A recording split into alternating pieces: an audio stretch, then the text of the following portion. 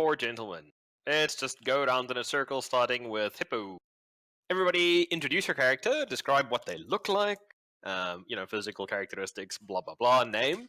And then, once everybody's gone around and introduced your characters, I want you all to either pairs or singly or all four together, I don't really care about how you do it.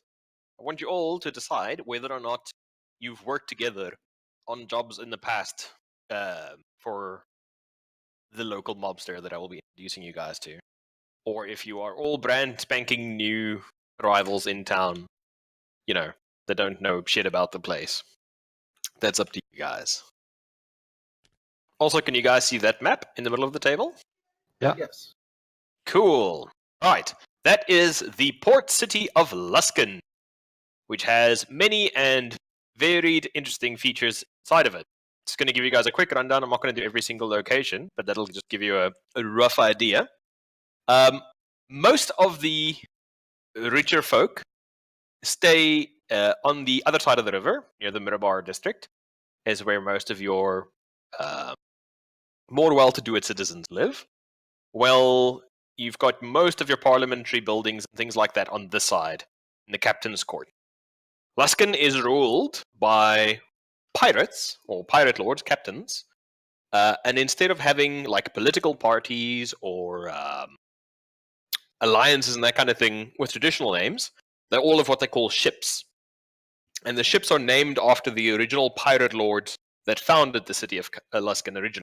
So you will have like Ship Tarl, Ship Barum, Ship Kurth, a bunch of different ships.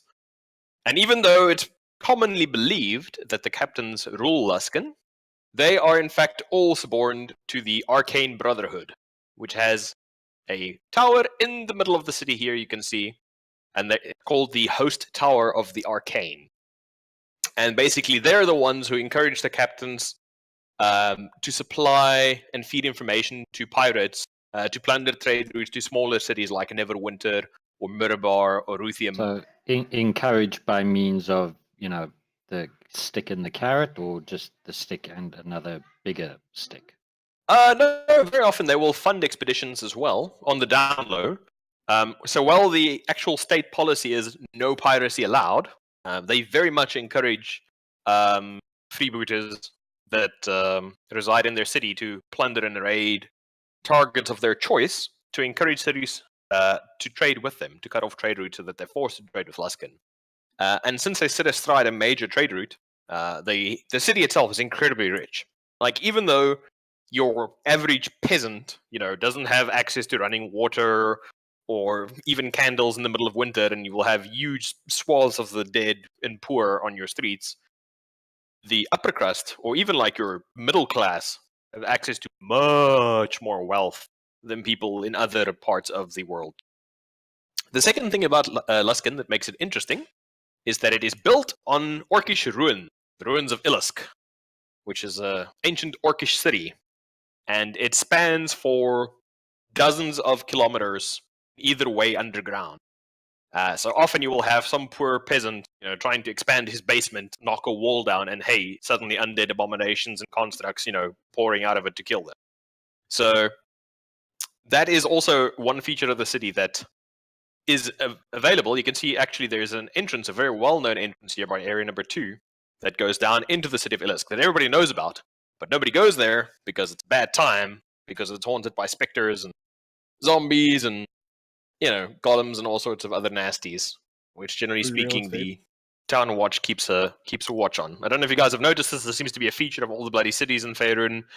Fucking Neverwinter, Waterdeep, Luskan, all of them seem to be built smack dab on the middle of badness, because apparently humans are just really bad at siting cities.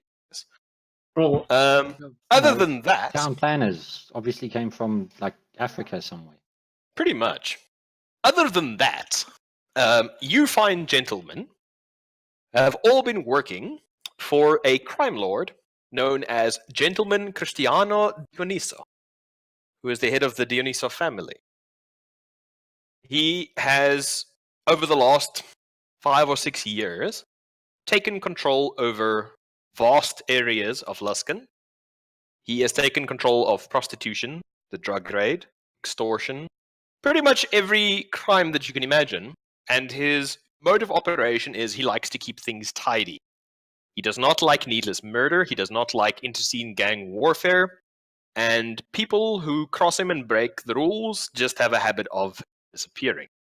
So even though he is a, all in all, quite terrible person, will not shirk from shooting a person in the face, if they disrespect him, with him taking control of parts of the city, the crime rate has dropped drastically. The number of deaths and the amount of human suffering has just plummeted. Because as he says, it's simply good business.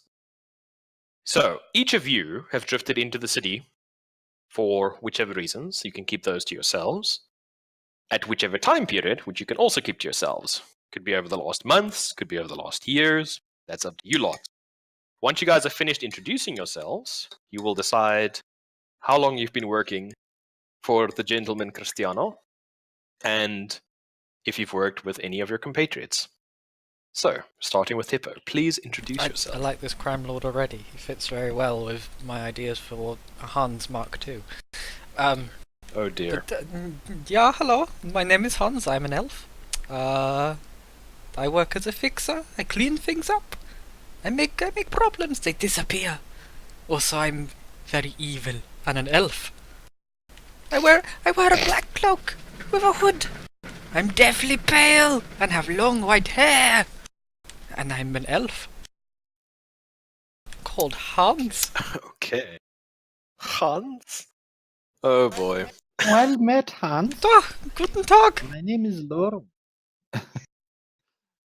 I've been around here for a while. You might say that I might have a little bit of elf in me.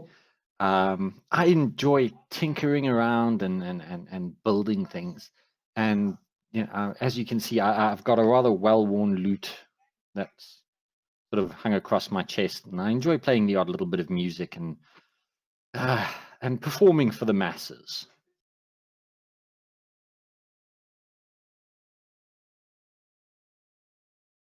All right, Letty or Dylan. All right. Hey there, my name is Knox. I'm just looking to make some gold, but I also I'm a changeling. But I also my other personality is a chef that is named Frankfurt, and I cook real good for you. Yes. Oh lord. Awesome. At least we're never going to go hungry. Lettyman, who are you playing? Yes, hello, my name is Coleslaw. Oh shit. I am Bugbear. As you see, I'm very furry. I am also brown. Well, orange, I think. I don't know. It seems to say, sometimes people say I'm brown, sometimes they say I'm orange. I don't know. Maybe it's the lighting or something. I have been in Luskan for some time. Okay. So, between the four of you gentlemen, who's worked together and who has not worked together? Could be you, all of you as a group, could be you as Hans players. traditionally works on his own. All right. That's what he thinks. Okay, what about the rest of you guys?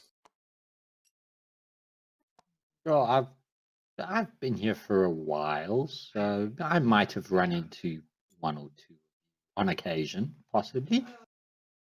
Right? Are you all lone wolves? Is that what this is going to be? You all just usually work independently. Is that it?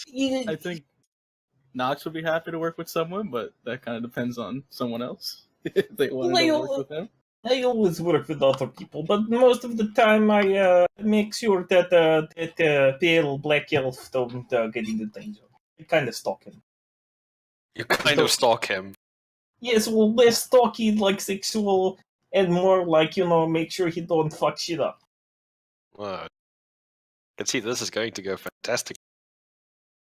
All right, and you say who do you work with? Sorry, your character names. I didn't catch your character name. We've got Hans the elf, Coleslaw the bugbear. What was Docs, is that your... It's got Lorraine. Lorraine, c'est pas un petit frère. Lorraine. Maybe some Spanish. He can't. I can't do. Oh. Okay. So, is everybody ready? Everybody Yeah. got their drinks? Mm-hmm. Ready to start? Got a short intro to this area. Name. So, 2 days prior to today, each of you received a message delivered anonymously to your place of residence, be it a tavern or a home you own within the city. That's up to you, or maybe an inn that you're staying at. Since you're all 7th level, you're fairly influential, fairly well off. And it is entirely within the realm of possibility for you to own property in the city if you so desire. You received a message to meet someone for the organization that you've been working over the last several months or years in some cases at 3 o'clock in the afternoon. The location itself is deep within upper crust area for frequented by the dwarves and nobility of Luskan. A tavern, well, tavern/drugged inn, I suppose you call it, simply called the Ming. How many of you arrive on time, and how many of you are going fashionably late? How many of you are going to be early? Hans is going to arrive early and scout the place out. Make sure it's all legit. All right. I also What about- arrive early, but not to stalk the elf man. Nox arrives on time. Okay. Nox I'll arrives on arrive time. on time. All right. The lanky third form of the bugbear, as well as the tall, more spindly form of an elf, greet the two of you as you arrive at the Ming. The Ming itself is a bit of an oddity in the city of Luskan, being a building built with fluted marble columns, very much at odds with the brick and wood, very mundane construction that most of the city is.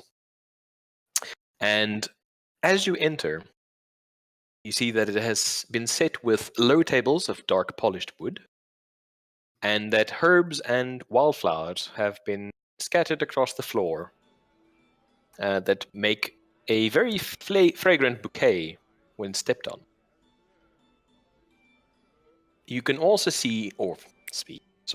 you can smell that these floral scents mingle with the odors of smoke and drugs to make you feel a little bit lightheaded.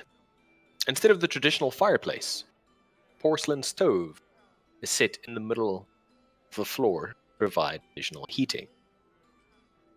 At the low tables scattered about the interior, a melange of different cultures mix, with local sailors wearing their Sunday best, lounging at tables, while at others, robed men, dusky skin proclaims them homeland to be the desert of Netheril, sit. Many of them lounge with the shot glasses. Nothing like it. Many of them lounge with short shot glasses of dark liquor at their elbows, and others have low smoking bowls they lift to their faces that they take long inhalations from, the smoke swirling in the shallow bowls like mists on a lake. Sitting at the table against the far wall of the room, you spot your contact. A man enormous in his bulk, 300 kilos of slab meat and muscle, his nose sitting at an odd angle, broken in some past skirmish. Hey, short hair. Nancy! His short hair buzz cut, bright red. In his enormous paws that pass for a hand, you see him hold a porcelain teacup from which he sips almost daintily. Dark eyes beneath cavernous brows regard you calmly. Establishment. Against his chair leg leans a crossbow, equally enormous in size, the oiled wood standing out starkly against the intricate copper of its clockwork mechanics. A device like a small looking glass. You've all heard of this man, Mutation. The enforcer of the man known as Gentleman Cristiano Dioniso, the head of the Dioniso family. The man known as Cujo, to the hard streets of Luskan. He patiently waits for you to sit, 4 chairs having been arranged in front of him, facing him. He gestures for you as you enter. Take a seat. Hans goes and sits down I also go and sit greets down. him with a curt nod. Grab a seat and short hello. Sit down and go, how you been? He smiles at you, and his voice comes rumbling out, surprisingly quiet. The boss says that you is some of the sneakiest, and strongest, and vicious bastards in the city, and that he's got a job for you lot. He says he'll pay in good gold. If you want, he can supply you with some magical goods too. And he turns to you, Docs. He says, the boss says he's aware of a mutual acquaintance of you and him. You've been looking for. He says he might be able to help you with your little problem. If you do this little favor for him. Turns to the 4 of you. Drinks, or shall we get to business? Well, I think it's time for business, but do not let me stop you, rest of my comrades. I don't drink on work time. Admirable. You see him again take a dainty sip from his small, delicate teacup. I'll have Pinky, some of that not drink extended. over there. He signals a lady who brings a couple of drinks, a refill for him. Posits one in front of you. You see her scurry again out behind the counter. Or get right down to brass tacks then. We got a rival that's been making life difficult for the boss. Muscling in on our territory. They've been pushing a new drug. At this point, he slowly reaches into his breast pocket, and out he pulls a very familiar container that you guys have all seen dozens of times over the course of your life.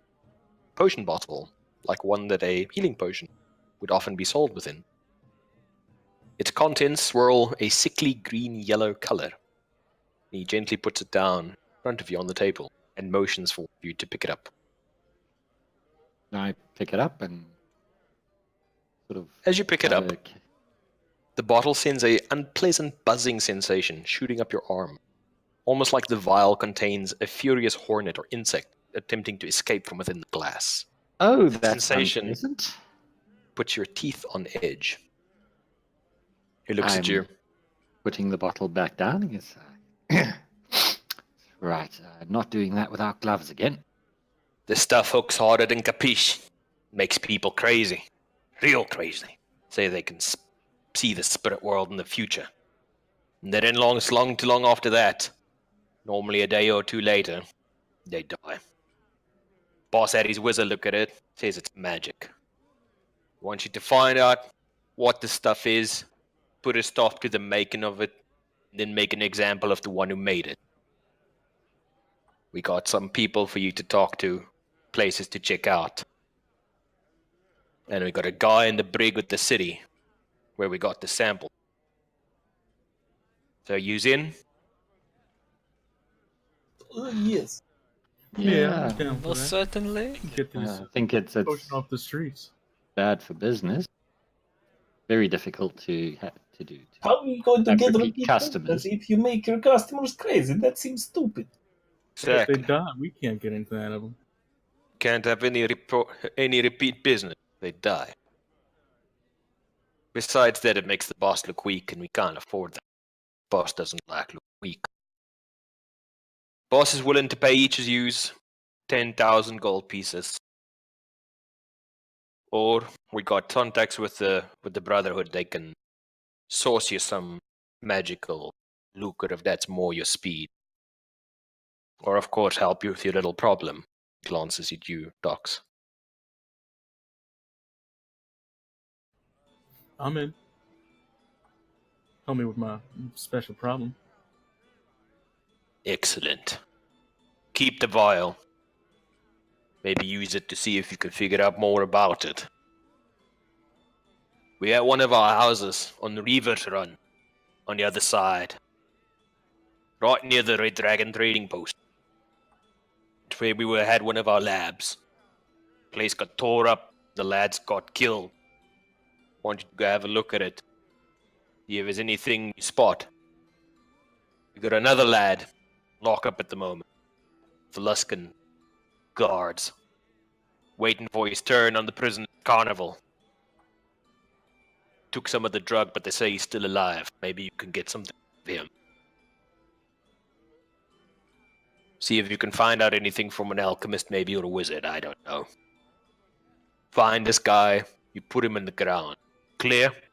You let everybody know that it was the boss who sorted this out. So is this stuff Seems illegal? Like if a god found it on us, would anything happen? Well, what do you think if you carrying drugs around? I mean, Well, you can why always would try we- and bribe him. Well, you were talking about asking a wizard. Can't trust them wizards It's up to you. If there's nothing else, unless they're in the Is business. that the vial still on the table? Or has, yep, it's still sitting there. So Nancy Boy hasn't picked it up again. Okay, can I make an Arcana check just to try and see, is there some way that I can pick this thing up and inspect it a bit more closely without it feeling like my teeth are trying to eat my innards? Don't know. Make an Arcana check. Let's see. Well, one easy way to do that is just to ask one of us to hold it for you. Nah, it's fine. You might break it. I mean, he's got such big hands, and the That's true. health is just so, squishy. It's true. Okay, roll them d20s and let's see what you get.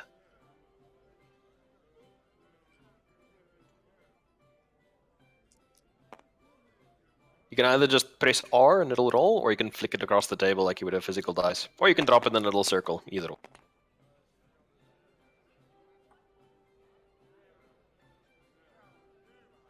What's that boy's Arcana?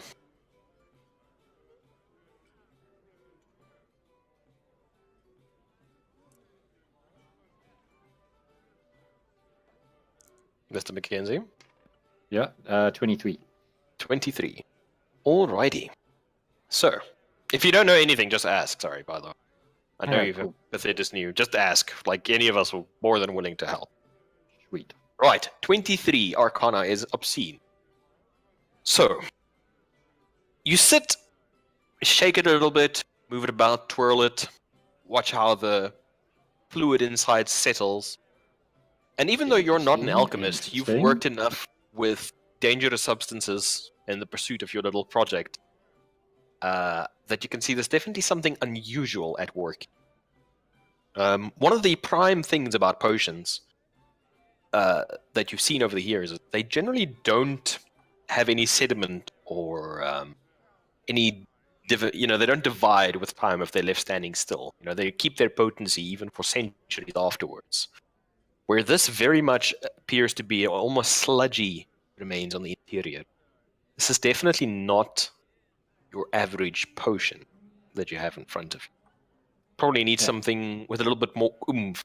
Either some kind of divination ritual or detect magic or something to be able to figure out a little bit more about it. Okay. And let's see.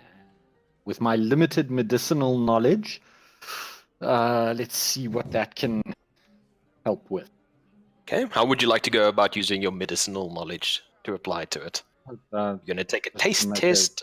No, I'm What are you going going? to do a medicine check. Yes, but I mean, how? What are you doing? Chugging it. If anything, I'll be passing it on to my rather large and tough-looking associate over there.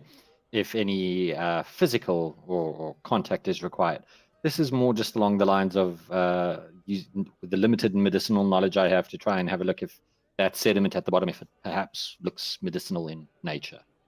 Can you recognize any ground-up herbs and that kind of thing? Yeah. All right. Unfortunately, with the very limited information you have available to you and the limited access to the substance you currently have, you haven't actually taken it out or burnt it or crystallized it or inhaled it or anything like that. Doesn't look from what little you can tell, it definitely doesn't look like normal alchemical debris at the bottom of it. Okay. Well, I pass along what I've learned regarding this potion to everyone here thus far. This potion it's going to need a little bit more work. This isn't normal. Potions shouldn't have crap at the bottom of the vial. If you hand that potion over here, baby, I can cast detect magic on it. It's all yours. All right, I'm Okay. gonna pick it up with Mage Hand cantrip. Okay. You levitate And it then- across to you. Chicken. And then he's no fool, and then he's gonna cast detect magic as a ritual. All right. You sit there for a good 11 minutes, muttering to yourself under your breath, gesturing, holding the potion up, levitated in front of you while slowly swirling your right hand beneath it, a hand that extends energy towards it. And after a few moments, you feel an uneasy sensation in your forehead, almost as if another eye has opened. And now, glancing at it, you can actually see the aura around it. And from the experience you've garnered over the years in your craft, you notice two distinct things. One, the potion exudes a very, very potent magical aura, much stronger so than potions encountered in the past. Second thing is, it's an odd blend of divination magic and necromancy.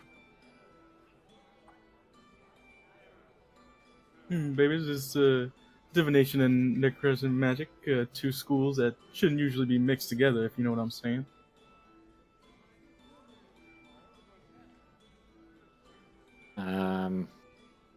We need a little bit more time just to understand what the hell this stuff is. Oh, before we start doing the deep analysis, maybe we should leave the good man to his drink. He looks at you. Oh no, don't you worry about me. I love watching a professional work. Oh, Takes okay. another sip from his teacup, and this time the pinky is like daintily extended. All right, continue then. I'm also curious.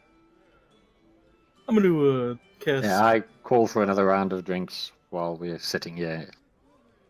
All right, the waitress Investigation. bustles over. Yes, sir. What can I get for you? Just another round of whatever everybody's having while we're working. We're going to be here a while still. All right. Shall I bring a pot of tea, you guys? None for me, tea's honey. good. She bustles off, and in a little while comes back with a tea tray, sets out some cups, silverware, and leaves a nice hot cup of tea, pot of tea standing there for you, as well as some cold milk next to it. What, no biscuits? As she leaves and she hears that, she's like, "Oh, sorry," like hand to the forehead and quickly scuttles away. And you see her in another moment appear and put down a tray of biscuits for you. That's Anything else, sir? No, that'll be all for now.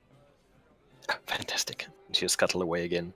Everybody's kind of like nervously eyeing the enormous man sitting on the other side of the table from you. You see every time like one of you uses a bit of magic or passes the potion over, and he leans over to see the chair beneath him creaks alarmingly under his weight.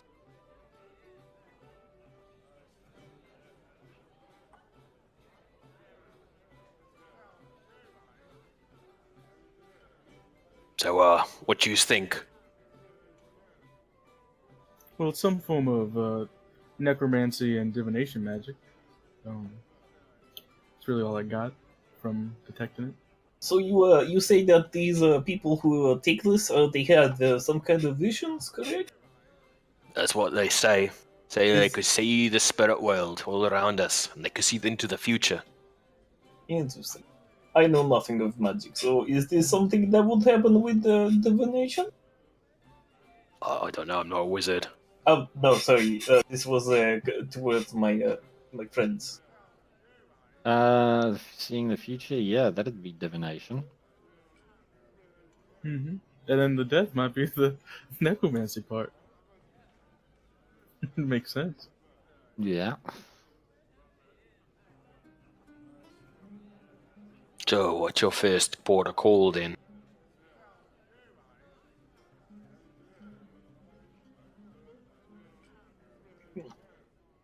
Hans, you've been pretty Oh quiet. yes, I've just been looking at my my new colleagues, figuring out what they're good at. But I think that maybe we should make a call on this captured man. Yeah, I think we should go and investigate, see if we can get some more information. We need time to find a wizard who's got time, or an alchemist who's got time on their hands we can trust, who can tell us more about this potion in the meantime while we go and Oh, if you're have a worried chat to about that, guardsman. little bit of gold will normally keep their mouth shut. And if you have to drop the boss's name, it should shut them up right and proper. Good point. I'll be here next week, same time.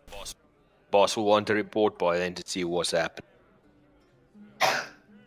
You got it. It's good seeing you again, honey. My name's not Honey. I'll believe in you lads then. You see him get up and unfold himself from behind the table. And now that he's standing, you can see that he's really fucking built. Like, this is the kind of man whose knuckles have been scarred over and over and over again in a lifetime of brawls and street fights. You see him casually reach over and pick up his enormous crossbow, nods politely to the four of you, and starts ambling out of the... Just as a casual observation, is there anything particularly odd looking about that crossbow? Or... Oh, there's so many things. Make a Oh, tinkering check. really? Okay.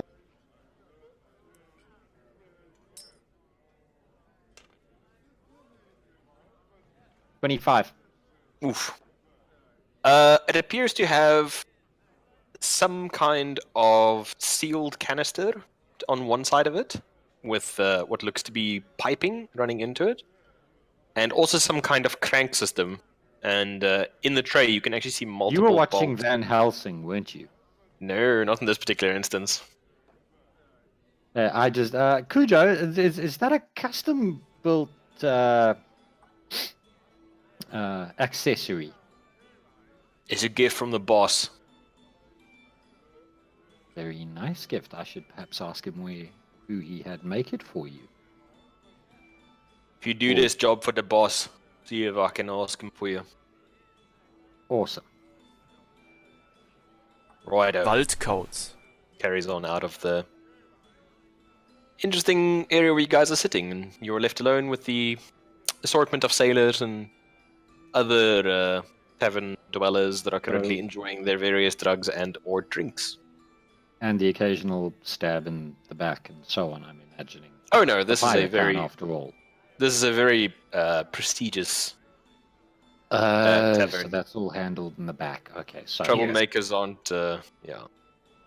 okay. Stab People are in the very back. blatant about that kind of thing. Don't last long.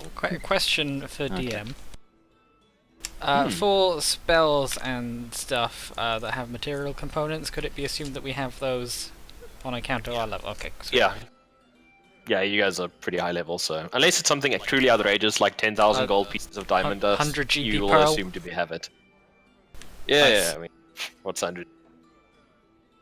Well, if What's 100 GP to somebody like if you? you allow me to have a look at it, and I also cast Mage Hand and take it away from the other Mage Hand. Are there Yeah, honey. are it's there all any yours. open windows in the place? There are a couple of open windows at the front, but even the front door, there isn't really a door as such, it's just a veil that's been drawn aside. So it's fairly open and airy. And the whole place is, like I say, it's white marble, you know, it's very open, almost Greek design for the interior of this area. Right. Hans is just going to whistle, and a little owl is going to fly in and land on my shoulder. Oh, hell. You immediately see the waiter. Sir, I don't bother you, but we don't allow pets Oh, inside. he'll only be here a moment. I'm very sorry, Valkas. Oh, okay. This may hurt. And I pluck a feather from him, and then click on my fingers, and he disappears. And then, Okay. Because there is ever so much of mint. and then I pop out a little pearl, and I cast Identify on the vial. All right. The vial is exactly as it was explained. It's a drug that will definitely cause hallucinations and death. After it's actually more accurate to say it's a magical poison, I suppose, that have some hallucinatory side effects. It'd actually be much more accurate. And taking it will indeed allow you to see the ethereal plane, as well as people who have recently passed on, or people who left a very powerful imprint of their death. People that died from serial, killers, or in a house fire, that kind of thing. Anything that would have left a very strong impression upon the death. As well, coupled with the divination magic, it does indeed allow a glimpse of the future, just a little premonition, often enough to drive people stark raving mad, two of them combined. Suddenly seeing the spirit world and the future, just overwhelming the mortal psyche before the poison inevitably shuts down major organs and slowly kills whoever took it. Interesting. It looks as if this is less a drug and something that somebody may have made in dire need of its effects, and may have been subverted as a drug, but I do not think that this is why it was created. Then I'm What? definitely thinking we should talk to this man in the prison, find out where he got it from, and then silence him, obviously. So your current Yeah. locations that Cujo gave you, the prison, the ex-drug lab, I suppose, on the reverse run, and then of course, that's the two locations that you guys are currently aware of. And then obviously the city will have its fair shares of alchemists and wizards and things.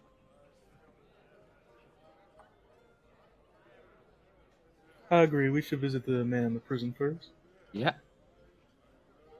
I Right. don't want the guards getting a bit too beat happy with him before we get to talk. Yeah, we gotta visit him before the carnival starts. All right.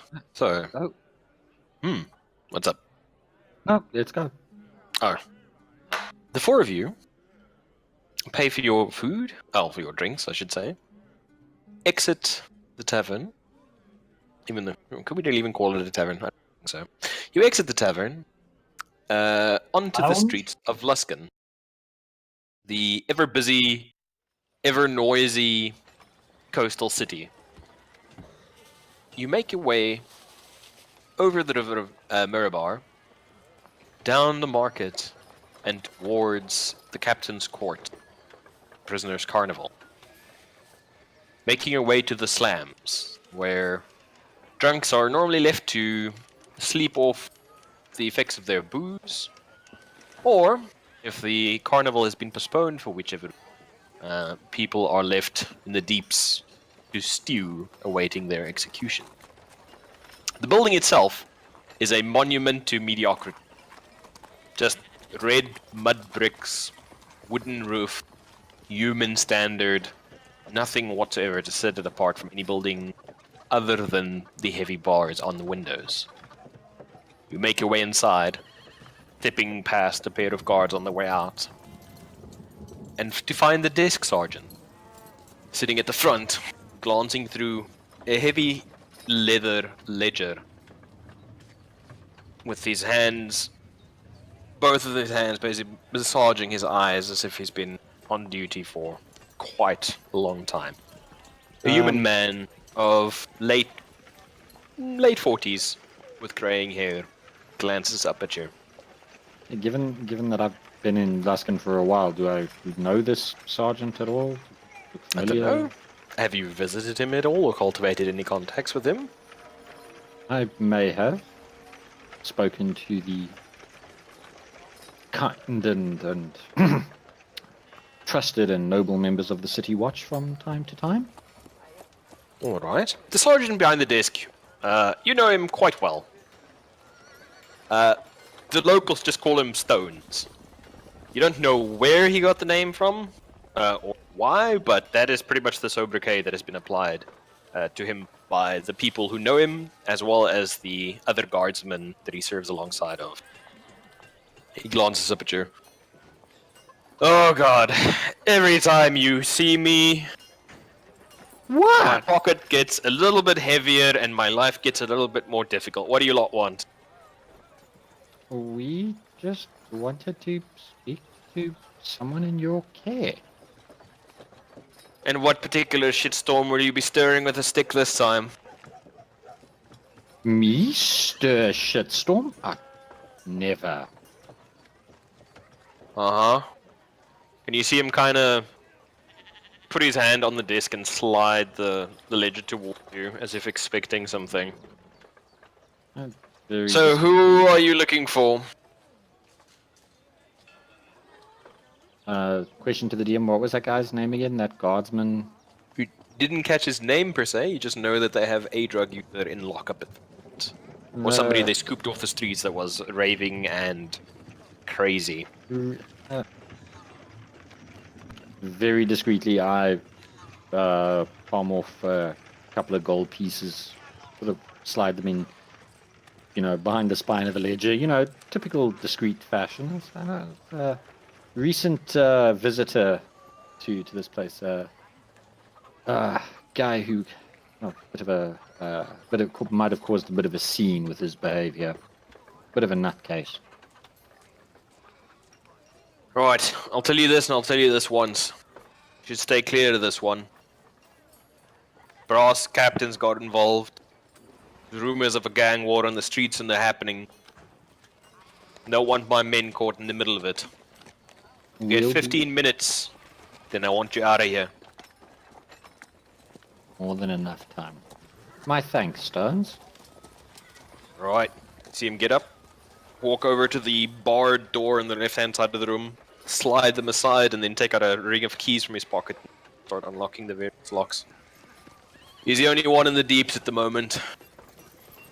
Like I said, 15 minutes, then you gotta be out of here, okay? Cool. Right, what do you Get on lads do? down. Get on down into the deeps, I suppose. You make Anybody your way wanna come down. with? We were instructed. We were instructed to kill this person as well. Yeah. If you That want, wasn't it's a up to different. you. Or was that a different No, person? I think he's just. No, there was. He's there gonna was die no, anyways. There was no I think- explicit. There was no explicit order given. I think it might be He best. wants to He's us just- more, to he, kill- he more wants you to kill, make an example of whoever is The manufacturing. drug lord. Yeah, I don't think Okay. this guy has to die. I mean, if you want to kill him, it's up to you guys. I don't He's mind probably either way. gonna die anyways, though. He did. You take make the your way drug. into the deeps. Sheer stone having been cut with razor-sharp 90-degree edges by some artifice for the construction of the city.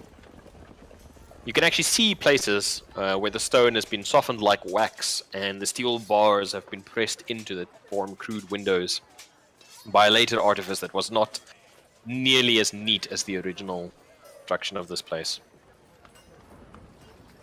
Before long, you start hearing the screaming, the echoes, and the sounds of the town fading out behind you as you head ever deeper into this stone prison. The screaming is nonsensical, incoherent, there are no words.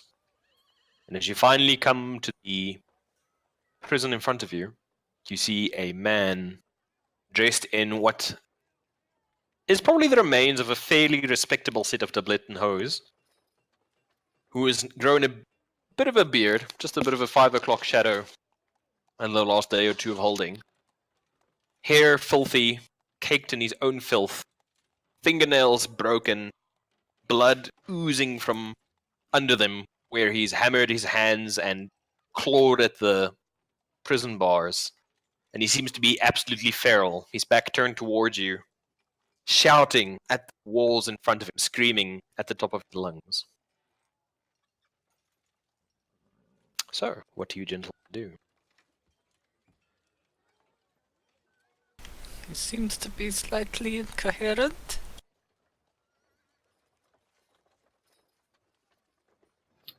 Just a bit. Let's show him the bottle and see if there's any reaction to it. Let's not Alright, place the so- bottle in any danger. No, just you don't have to give it to him. Just show him and see if he looks at it. What happens? Right, the gentleman's back's currently to you, so he's looking away from you at the wall as opposed to at the front of the cell. How would you like to go about trying to get his Poke attention? him with Mage Hand. You poke him for a few moments, what seems to be ineffectually, before he finally turns around and starts. Hello there.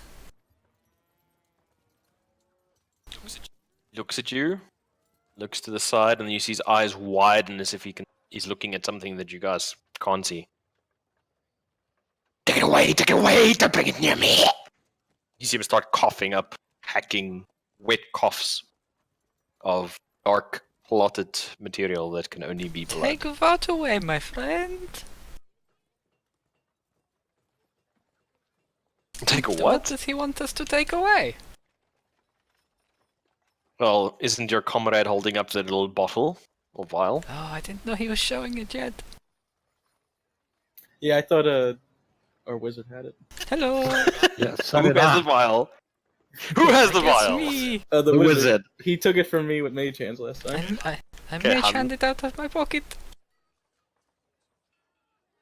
You see him scrabble away as if he's trying to physically get as far away from you as possible, putting himself up at the back of the wall. What's wrong? I thought you enjoyed this. You see him start breathing hard, making short animal sounds, trapped sounds. Sounds that you didn't even know that the human throat was capable of making. And you've seen, well, your Hans, so you've seen Oh, some, yes. some things. And So- this is very much a sight that you've seen some of your worst patients look like. So does this look like he is under effect? You were saying that it might have been Hans. You said it might have been like a magical poison. Does it look like he is under effects of poison? It looks like it was a potion, powerful potion, but with very, very dangerous side effects. But looking at him, does it look like he is suffering from what my spell told me? Oh, yes. You see him cough and hack, and something pink and bloody comes frothing up and spit at the ground. Oh, Oh, yes, very How much. how big is this cage? The cell itself is about 10 foot. About 10 foot, just like literally a square stone block with Oh. a straw tossed in So, one corner and a bucket to shit in. That's pretty much it. mainly asking, can my spindly bugbear arms actually reach it? He might be what's your reach? Reach is 10 foot though. 10 foot. Yeah, you should be able to grab his ass if you want to haul him closer. I don't like grab him by the head and then just use lay on hands him and try and like get rid of the poison. All right. And You if guys that see doesn't your- work, just heal him for a little bit, so just to he lives a little bit longer. You guys see your bugbear companion reach through the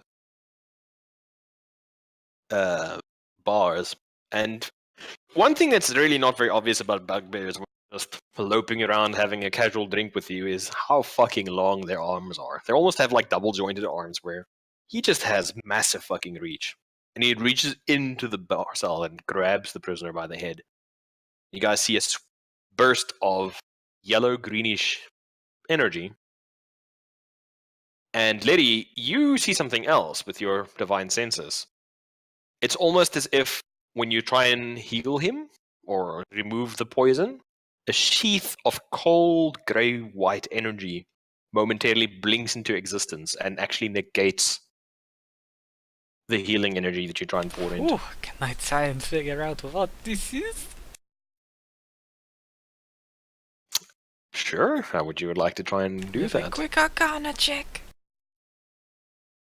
All right, Actually, yeah, I think I'll join you on that one. Natural 20. sounds good. Natural 20. What have we got on this end? 70. Okay, it's also going to be stupidly high. You don't 23. know how to work this particular magic, but you are familiar with it from discussions you've had with other with other divine casters in your research. That appears to be some form of anti-life shell that's been applied to him. Resists positive energy, and Usually, what it does is kills anything living that enters it. The prisoner appears to be exuding it, almost like an aura. Well, at least now we know why people are dying when they take this potion, or what's killing them, more appropriately. Whatever's in it appears to just be slowing down the effects. Let me try something, honeys.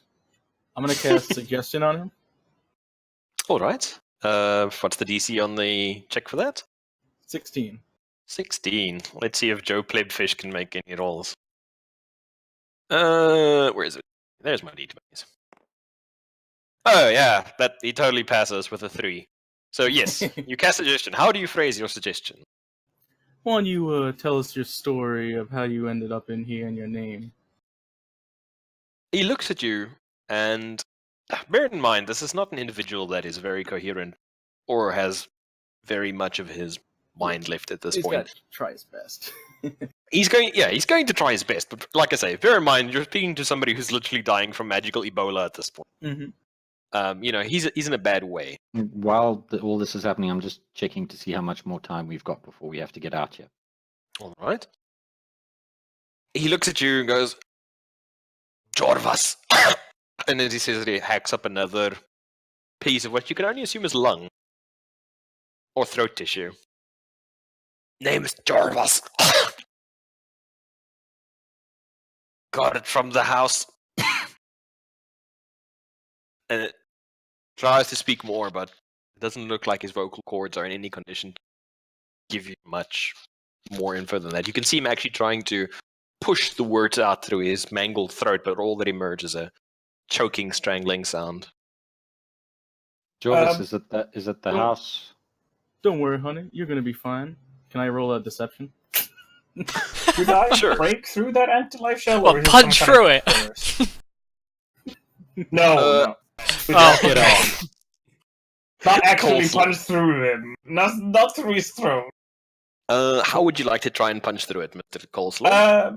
No, just like the last time the first time I used it, like, was there any, like, indication that I could, like, get rid of it, or just, like, flood it?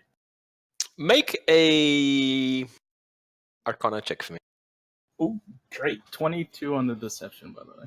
Oh yeah, he totally believes you. I mean, Oh, natural 20. natural 20, very nice. Cole, this isn't really your area of expertise, being a bugbear and not having attended any formal studies on the mechanics behind magic. You're not really au fait with your calculus and everything. Yeah, so it's more like, kind of like winging it, kind of like instinct kind of thing, more like... You could probably remove the effect, but you would need a powerful priest or cleric of some kind to be able to do it. It's almost like an exorcism that you'd need to perform. So, okay, so it's like removing a curse. Mechanically, yes. Okay, that's fine. You see him, he's actually sitting on the ground in front of you, Nox, and he's actually sitting there still trying to complete the compulsion that you laid on him. But it's just a wet strangulation just coming from his throat. So it limited the remember amount of what he healing said. I did, but it didn't completely nullify it, right? Your healing appears to have been completely ineffective. Oh, completely, okay. Yeah, it's just Okay. like equal opposite force exerted to counteract your healing. Alright, Could you that's fine. repeat what his name and what he said was again? Sorry. His name is Jorvas. He got it from the house. He would have been more specific if he hadn't been basic. Yeah, I think we might want to ease off on that Yep. compulsion. He's going to rip his own throat out, and the last thing we need is to be seen here with a dead guardsman. Not You gonna look be down good at for the your- boss. At your Release the watch, little Orin, you see it's getting close to your 15 minutes. Yeah, we're running out of time, guys. We're not going to get anything now. That's it. The little bit we've got is what we've got. Well, we know you got it from the house. And we could ask about where he's from. Maybe someone knows something about that. Or ask the gods We got a where he name. was picked up. Yep. That's a clever idea. I did not even think of that. It's actually a really good idea. Quite. Damn you, you bastard! Now I have to go look for my notes. All right. So what do you gentlemen do? All right, I start heading back out towards the desk sergeant. I don't, Stones. good old Stones that I can ask him like where they picked him up. Looks at you as you And guys what exit. can they tell us about him? Well, good thing I didn't have to come down and get you lot. Better make yourself fucking scarce. The inspector's coming here in a moment. Where did you guys, before we go, Stones, where did you guys pick this man up? It was right near the Winter Palace. It's one of the corner houses there. We're meaning to bust the place for months, but they keep bribing the watch to, avoid the area. So we haven't really had any need to do it up until this point. Why is this? Is it a drug den? Oh yeah, they manufacture all sorts of illegal drugs there, but as long as they pay the bribes. Am I aware Lord, of get any on with it. legitimate crime family businesses in that area that make drugs? Make a what would this be for more of a regional or urban check? Make a history check. Well, that would be the closest thing. 14. 14. You know quite a few dealings. There are several bordellos that area, specifically run by the Temple of Callistra. They have sacred prostitutes as part of their religion, are quite popular in many quarters. That the family has been slowly making inroads to making a joint partnership with them.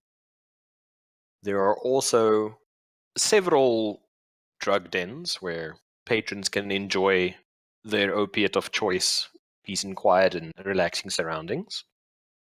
And you also know that there is a manufacturing laboratory where several less reputable alchemists under the employ of your boss manufacture and distribute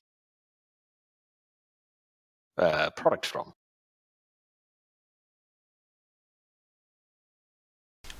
Well, in that area there is definitely one legitimate operation.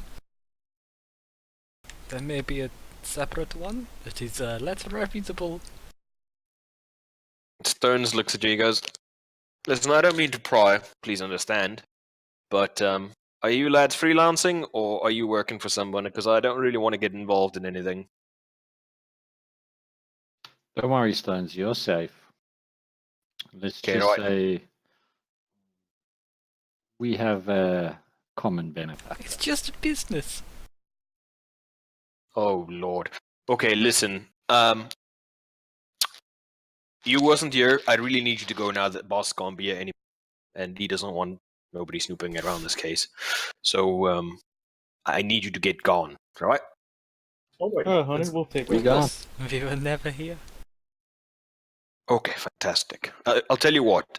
Send some more coin my way. If I hear anything, you'll be the first to know. How's that sound? Sounds fair. All right, now get out of here. Don't need any more trouble. Off we go. Off I go then. All right, so you gentlemen step out onto the wonderful Luskan docks. The sounds of the wonderful town greeting you once more, all about you. What is your next plan of action? The location of the ruined drug den factory place. Whereabouts is that? That is not quite near the Winter Palace. It's more near this area. This area is actually near two guard towers that are called the Twin Spikes. And the specific street that you gentlemen are looking for is called the... Just scroll up here. You're looking for the third house on the Reaver's Run. Situated. Okay.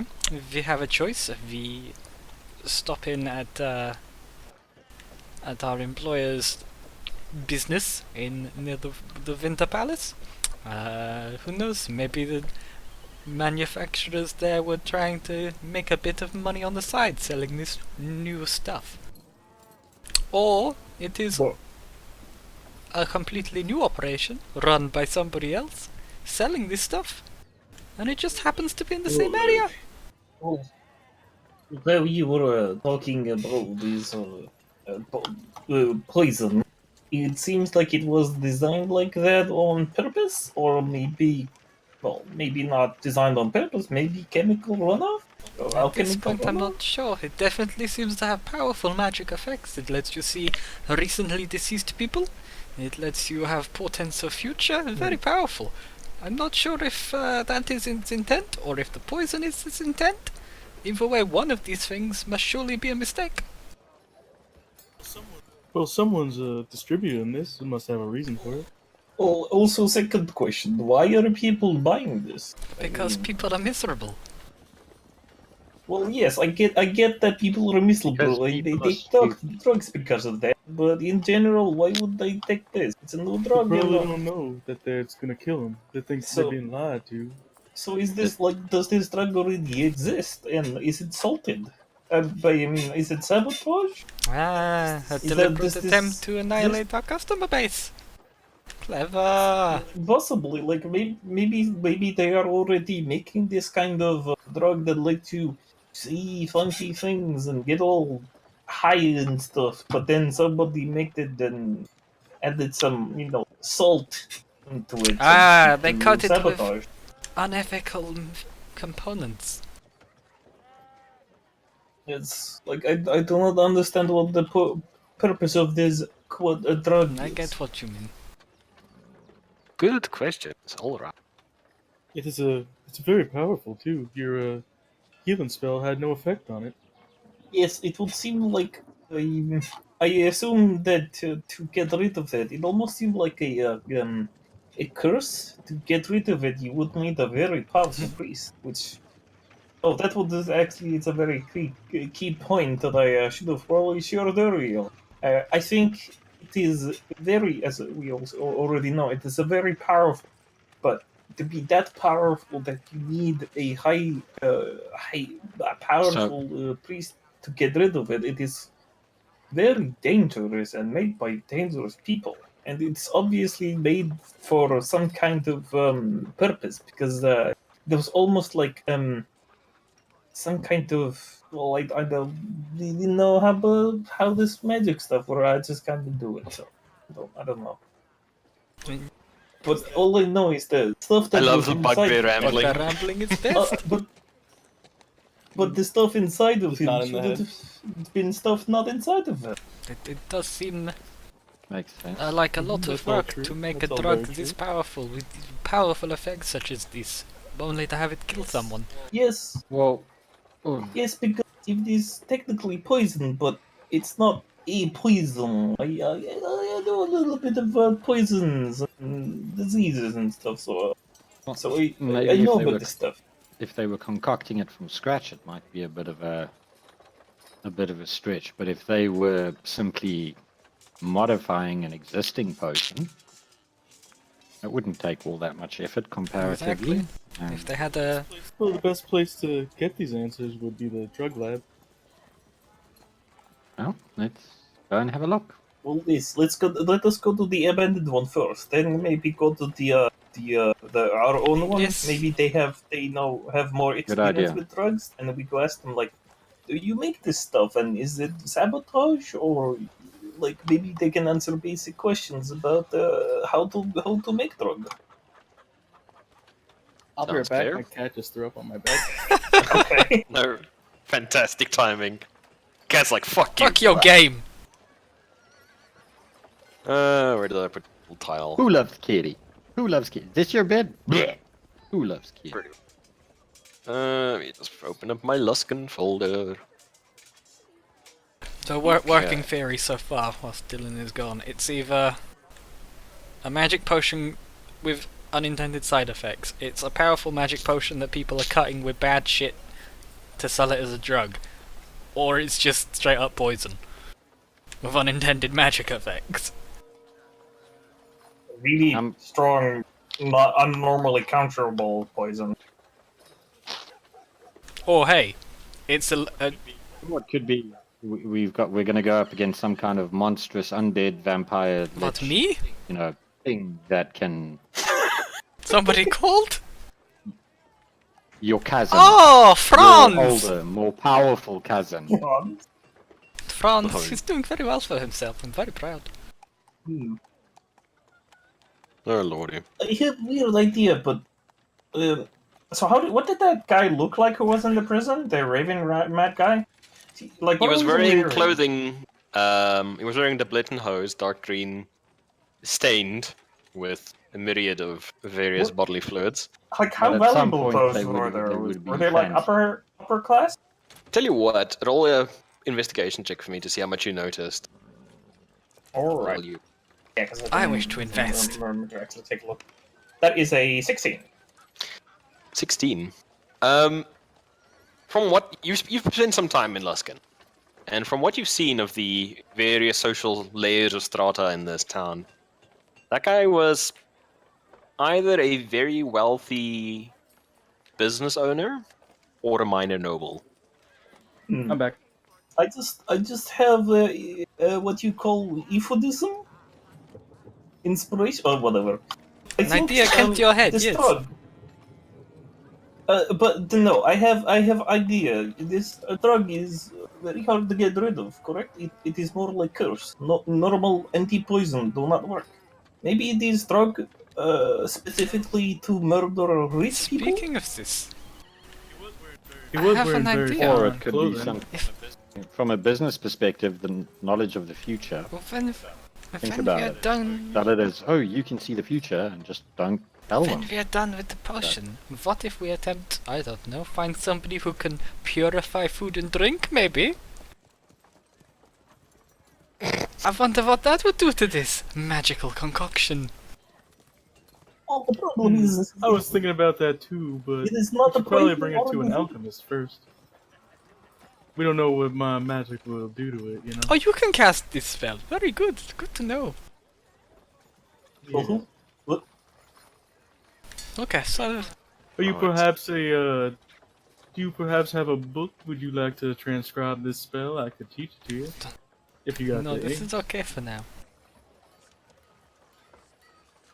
Okay, so while your guys are having this conversation with each other, you head deeper into, well, I should say deeper into the outskirts of Luskan, making your way towards the location of the address you were given of the shrug den.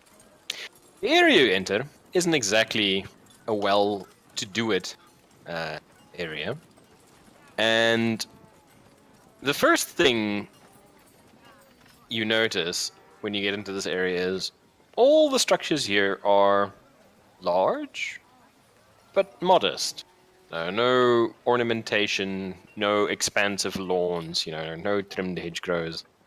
This is a very much a working man's, well, not a working man. This is a merchant's well-to-do-it. It is not the slums, but it is not not the Ritz, as they say. Exactly. Other than that, the building you're looking for appears to be a mansion. Well, not a mansion, a very large structure. The very first thing you notice, walking up to the property, is the fact that somebody has quite literally torn a section of the wall and front door out. Like, there is just a mass of broken bricks, rubble, splintered, well, what was door frame and door, scattered in about 5 to 10 feet in front of where the entrance to this property would have been. I sort of like look at the back and go, were you maybe here last night? No. Okay, just checking. Why would you say this? The first thing you notice- look quite big, and this, maybe you got drunk and leaned against it. Well, I mean, I suppose I could have. I mean, sometimes I black out when I drink too much, which is why I normally don't drink. Valid question. But I As you don't approach- remember waking up with splinters, though. Okay, well that rules you out then. As you approach, Actually, who's got very fucking half-elf man? You notice, with your stupidly high passive perception, that as you walk towards this door, the walls, floor, and even ceiling appear to be pockmarked. Pockmarked? Pockmarked. Like tiny little craters. Yes. The furniture, as you step inside the first area, Call everybody's attention to the pock marks and just like, let's just have a look at, guys, just take a look at this. I whip out. I'm gonna check if there's any like ash in the pockmarks or if they I remain like. inspect them with my magnifying glass. all of you make the investigation rolls. Okay, I will do so. And those of you who have any histories with alchemies or crafting substances gain advantage on. Hans used 15. alchemy in a past life. Investigation. Alchemy or what else? Any kind of like alchemy or powders, tinkering, that kind of thing, alchemical substances. Oh, 21. okay, cool. Okay, 21, 15. 15, pretty good rolls. 19. 15. And what about you, Mr. Letterman? Oh, I wasn't rolling. Oh, okay, that's fine if you're not rolling. You specifically, Mr. Lororan, Yeah. and you to a lesser extent, Hans, since some of your spells can have a similar effect. You realize that these pockmarks are probably where drops of acid hit the surface. Messy. And it must have been a very, very potent type of acid to have actually burned into the stone and wood with equal vigor. I think we might want to exercise a small amount of caution going inside this building. The second thing, those of you who rolled your 20s or more notice, Aw. is besides the fact that the furniture inside has been smashed into kindling, and the fact that dark stains cover the floor, walls, and even ceiling in some places, the spray patterns only blood, is you smell brimstone hanging heavily inside this room, despite the fact that it's been standing open to the elements for some. Last thing you notice with your wonderful rolls is the fact that around the edges of the shattered doorway, you can see a rubbery, mucus-like, thick substance stuck to the walls, as if something enormous squeezed through and left a residue behind it. Can I inspect the debris around the doorway? Are they more focused on the inside or on the outside? What, the mucus? No, well, yes, that and all of these splinters of doorway. Are they inside or do they look like they were on the outside? It looks like some of them are on the interior, as if something had driven a fist or leg into the door, shattering it, scattering wood on the inside. And then you actually see 3/4 of the door frame lying behind you on the little path leading up to this home, where it appears to have been ripped clean out of the stone section of this house. I'm trying to determine if something broke in or broke out. Anyways, why don't we go ask one of the neighbors, see if they saw anything? Good Very idea. good. I will stay here and examine the Although- slime. All right. How are you guys splitting up? I'm I'll gonna go stay to the here. neighbor's house. Yeah.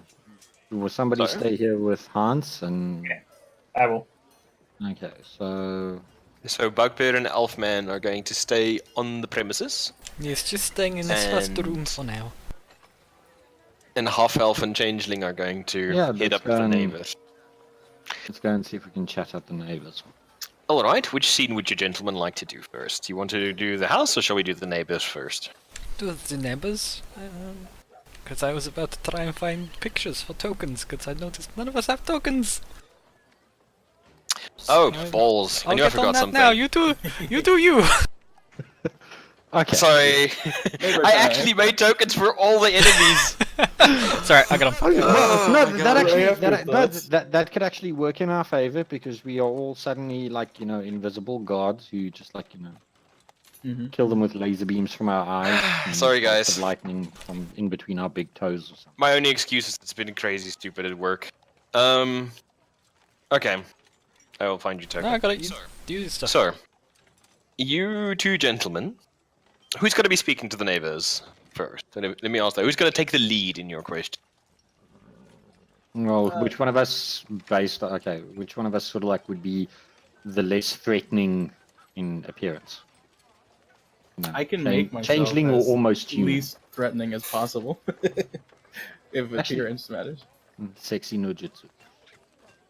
Okay. So, you glance around. Most of the homes here have a fairly well-to-do-it, appointment. And you glance around, look over the street, look to the sides of the house, and decide, fuck it, just pick a house at random. Who knows which house is probably gonna give you the best info. You head Alrighty. across, knock on the door, wait a few moments, and after a good 20 or so seconds of you itching to knock again, you see the door creak open a couple of centimeters, and a human man with a very long-looking leathery face, wearing a dark suit, peers out at you, Oh my god, it's Crocodile Dundee. and then glances past you. Good day. You have business with my mistress? Well, we could also have business with you. We're on official business, you see. We're trying to find out what caused that explosion over there. We're wondering if you saw anything. He's pointing at the broken-in drug lab. As we explained to the authorities, we have only returned this morning to the city of Luskan. Unfortunately, we're not here to see any. I'm gonna insight check. Of course. Just checking if he's lying. See his I character. don't want a repeat of the rata, is that it? Natural 20. Natural 20. It does Oh. indeed appear that he is talking the truth. Yeah, I was going to say, Pause. can I make a deception check? But nah, never mind. Yeah, no, All he right, so definitely appears to be speaking the truth. Thank you for your time. Very well. And you see him close the door. Strike You one. hear the slow footsteps walking away. In the meantime, while that's happening, what are you two lads doing at the home? Since I am inspecting the slime with my magnifying glass. And smelling it. Right? Poking it. It smells. Please tell Smelling me it with your mage hand. Hold on, let me get my right sheets here in front of me quickly. My monsters. Here. So, it's been nice knowing you guys. First session and all. It's been fun. Ippo, make a constitution Oh, no. saving throw for me as you bring the substance up to your nose to take a whiff. of it. 13. This is not going to go well. Unfortunately, that would be a fail. However, as you inhale, Me, though. Cole, you see your elf companion scrape a little bit of this substance off the door, bring it up to his nostrils, and gently inhale. Get a whiff of whatever it is. It's not smoking if you don't inhale. You see him turn pale, and then crumple to the floor. Out. May I ask a question? Hmm. Given that Hans already described himself as being exceedingly pale, does he go like translucent? He goes almost reflective? translucent, yes. You can Negative. see the veins on the Question inside for of his... DM. Okay, cool. Thank you. Yes, Am I dear. asleep? Okay. No! You're poisoned. No. That's okay.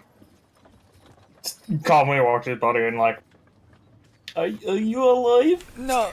Start like slapping his like cheek a little bit, like.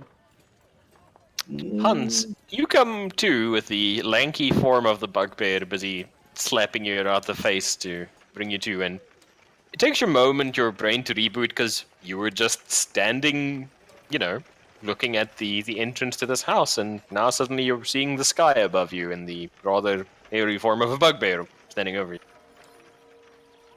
You took a bit of a fall, dear friend. Your eyes took a sniff of whatever you were handling, and all of a sudden you're like on the ground. Yes. The stuff seems like pretty strong. It's pretty potent. Yeah. I won't be doing that Okay, again. what color was it again? The substance coating the door is a off gray mixed with a dark, almost maroon red. So it's not the same color as the vial. No, not at all. Did we actually ever look at the liquid itself to see what color it is, or is there Yes, like you the did. vial itself? It was coloring it? actually no. That's a very pertinent insight that you have there. No, you guys never actually unstop it and check the contents. What does this half-elf look like? It's very hard to Well, find I pictures of swirled them. it around and stuff. Was the thing not made of glass, the vial? Yeah, it's made of glass, but what the bugbear was getting at is that it might be colored glass. Substance might actually be a different Yeah. color than the vial it's in. Pour some out for Fair one's homies. What does the half-elf look like? It's very hard to find pictures of them.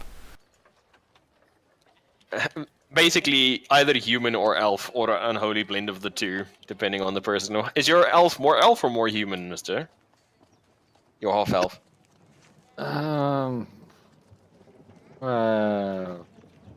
Let's go with a little bit more elf. Slightly. 51%.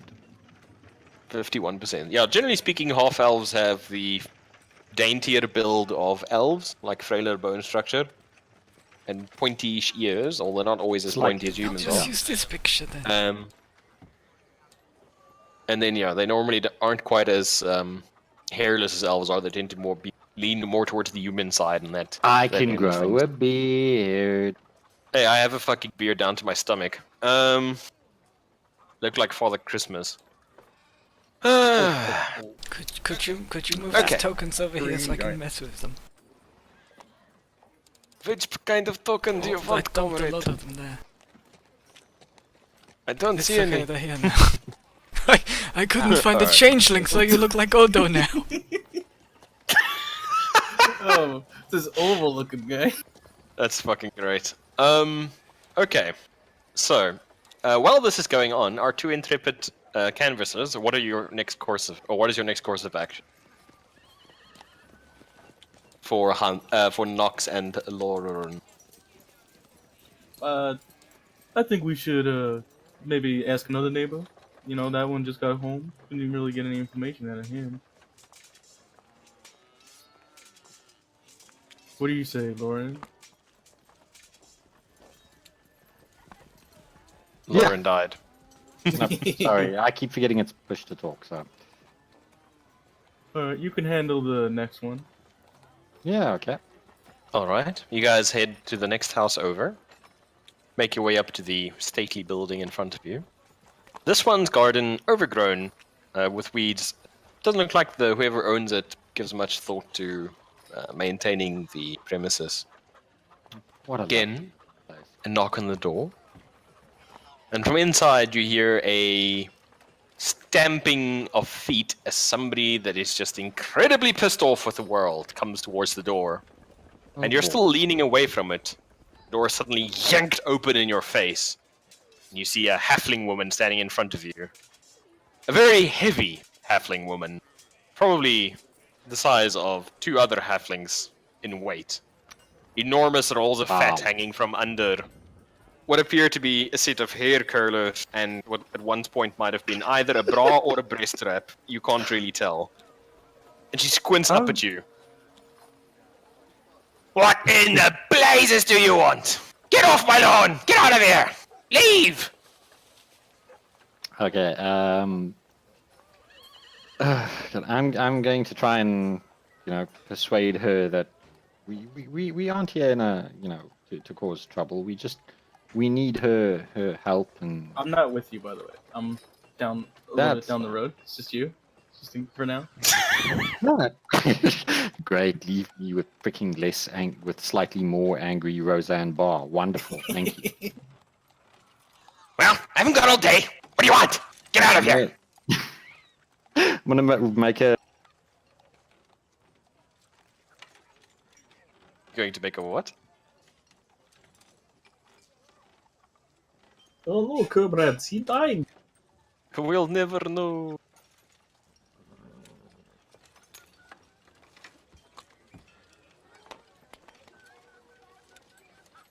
What are you doing, Mr. Man? You must push button. Sorry, I'm gonna do a persuasion check just to try and convince her that she needs to help us, and we're just trying to find out what's happening and if she can share any information with us. All right. What do you roll? 20? 24. Jesus Christ. She squints at you suspiciously. Don't you try and wile your way in here. She I assure you, starts madam, closing the door. I have no intention of wiling my way in here. I simply need to know if you can tell us anything about what happened to the house. And I point to the. I'm guessing whatever they were cooking in there probably exploded. Finally, stupid townsguard not kicking out the dragons from my news degenerates into a rant that's incredibly incoherent. Did you maybe hear anything? Any funny noises in the last couple of days? See anything unusual? Some crashes and screams serves them right. Probably shooting up the drugs into their eyes. Okay. Thank you very much for your time, Adam. Go. Again, my apologies for You disturbing. see her go, look at you and go, and walk up something green and phlegmy and spit it at your feet. And then slams the door in your face. Please don't let it get up and walk away on its own after she spits it out. Does not appear to be doing that, no. Thank God. Okay. I'm walking back to. Yeah, I'm gonna meet up with him, seeing you finish. Gee, thanks. It was all just in case, If I didn't want him to see me. You could get transformed. Well, If anything had to happen. Well, it would have been handy. You could have maybe, I don't know, turned into a hot dog or something to get her attention. Oh, so you're saying she was very portly? Well, let's put it this way.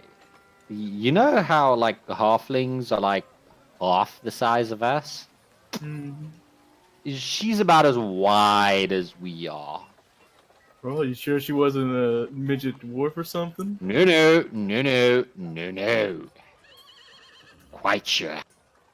Anyway, I think we should get back to the house. I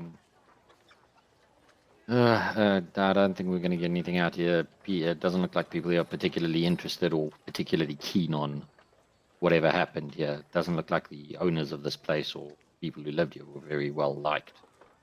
Alright, let's head back. Okay. You guys make your way over to the... Holding hands, skipping. Oh, Lord. You make your way over to the home where you see your compatriot, Hans, busy sitting on his rump, with a bugbear looming over him. Them discussing the intricacies of what just transpired between. Is Hans still looking like... Hans still looks a bit pale, yes. Translucent. I'm gonna See cast through Spare me the like a Dying on him. newborn fish. I suddenly feel much more stable, so- I guess. So, before you is the room. The shelf ahead of you and the interior appears to have been smashed. The vials, stoppers and bottles and powders on it scattered all across the floor. The remains of what appears to be a comfy couch has been torn apart, the stuffing and springs ripped out of the interior. To the right of the door, you see a fireplace that similarly has a black streak of liquid, of what you can only assume is blood, dragged from across the floor into it, almost like somebody took a paintbrush. And you can still see a single shoe, covered in more of this dark reddish-black stain, sitting inside of the fireplace, almost as if somebody was thrust up into the chimney. Can I do like an investigation check to sort of like see if I can figure out? You want to Can Sherlock I Holmes just take the a thing? peek up the fireplace? Not quite. Well, not quite. But Sorry, yeah, what was it to try and understand a little bit better what in the blue hell just happened here, and is it blood or is it Hans takes a look up the fireplace. Up at the chimney. Sure. Make an investigation check for me, Mr. Okay. Mr. Elfman. Hans, you see a couple of shreds of what appear to be somebody's shirt on the upper parts of the chimney. 12. Go with you in a sec. And also, what you think is a tuft of scalp. Can I reach it? Yeah, you reach up and pull down what is, in your vast experience of human pain and suffering that you've inflicted over the years, that's definitely a chunk of scalp, still with a tuft of hair attached to it. Can I smell Do you it? know how long that's been there? It's really hard to smell anything over this overpowering brimstone stink that hangs almost like a mist inside of this room.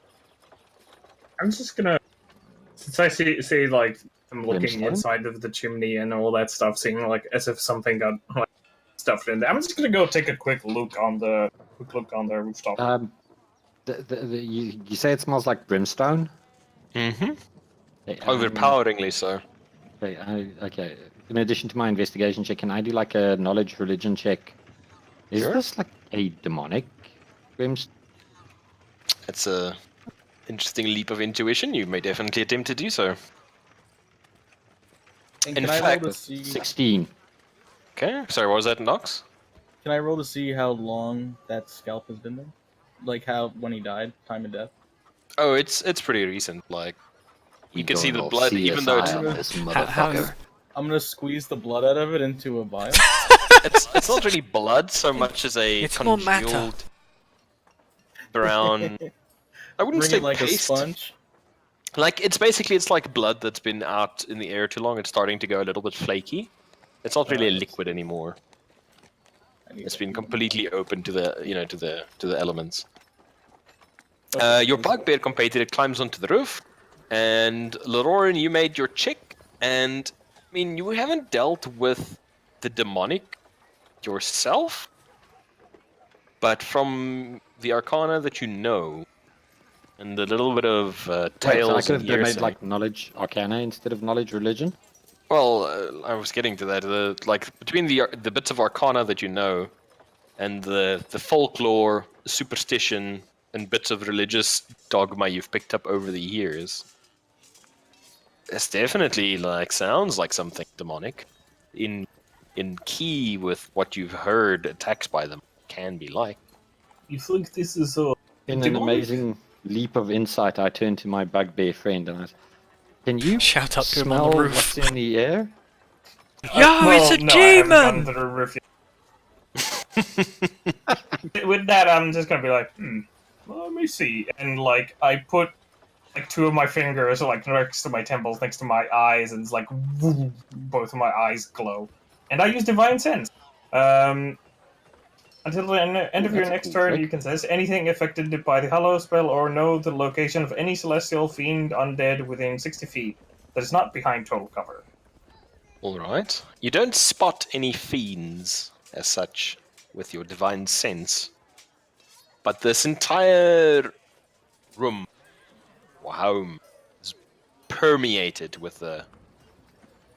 To your like divine sense isn't an exact science, right? Everybody perceives good or evil, or undead or fiends or celestials, be it as it may, in different ways. To some paladins, it's a more of an auditory experience. Celestial creatures leaving a shimmering chime of pure sound in the air to give away their location. Undead, leaving you with a disquiet and a deep cold feeling. For you, this remnant that you sense in this room is more of a rotten meat stench, so thick that you can almost taste it on your lips. And there was definitely something fiendish in this home very recently.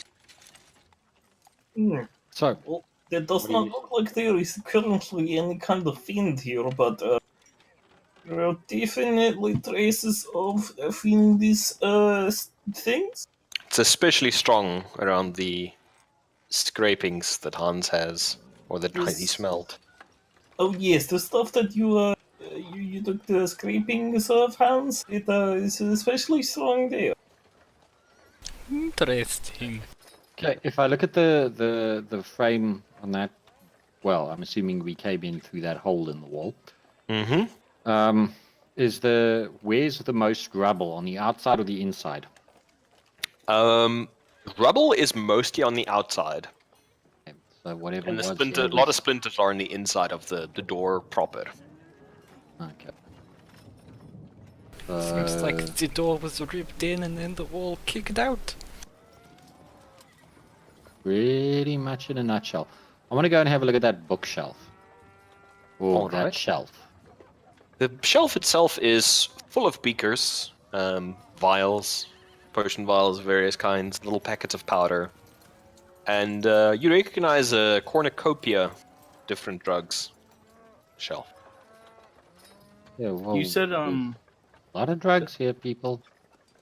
you said the area had a lot of like demony stuff, or right? Yes. Can I roll to try to find out what kind of demon? Since I'm a warlock. Ooh. Ooh. I am a warlock. I know you're a warlock. I'm just thinking if you'd be able to deter. It would be a fairly hefty Arcana check, but you can try it.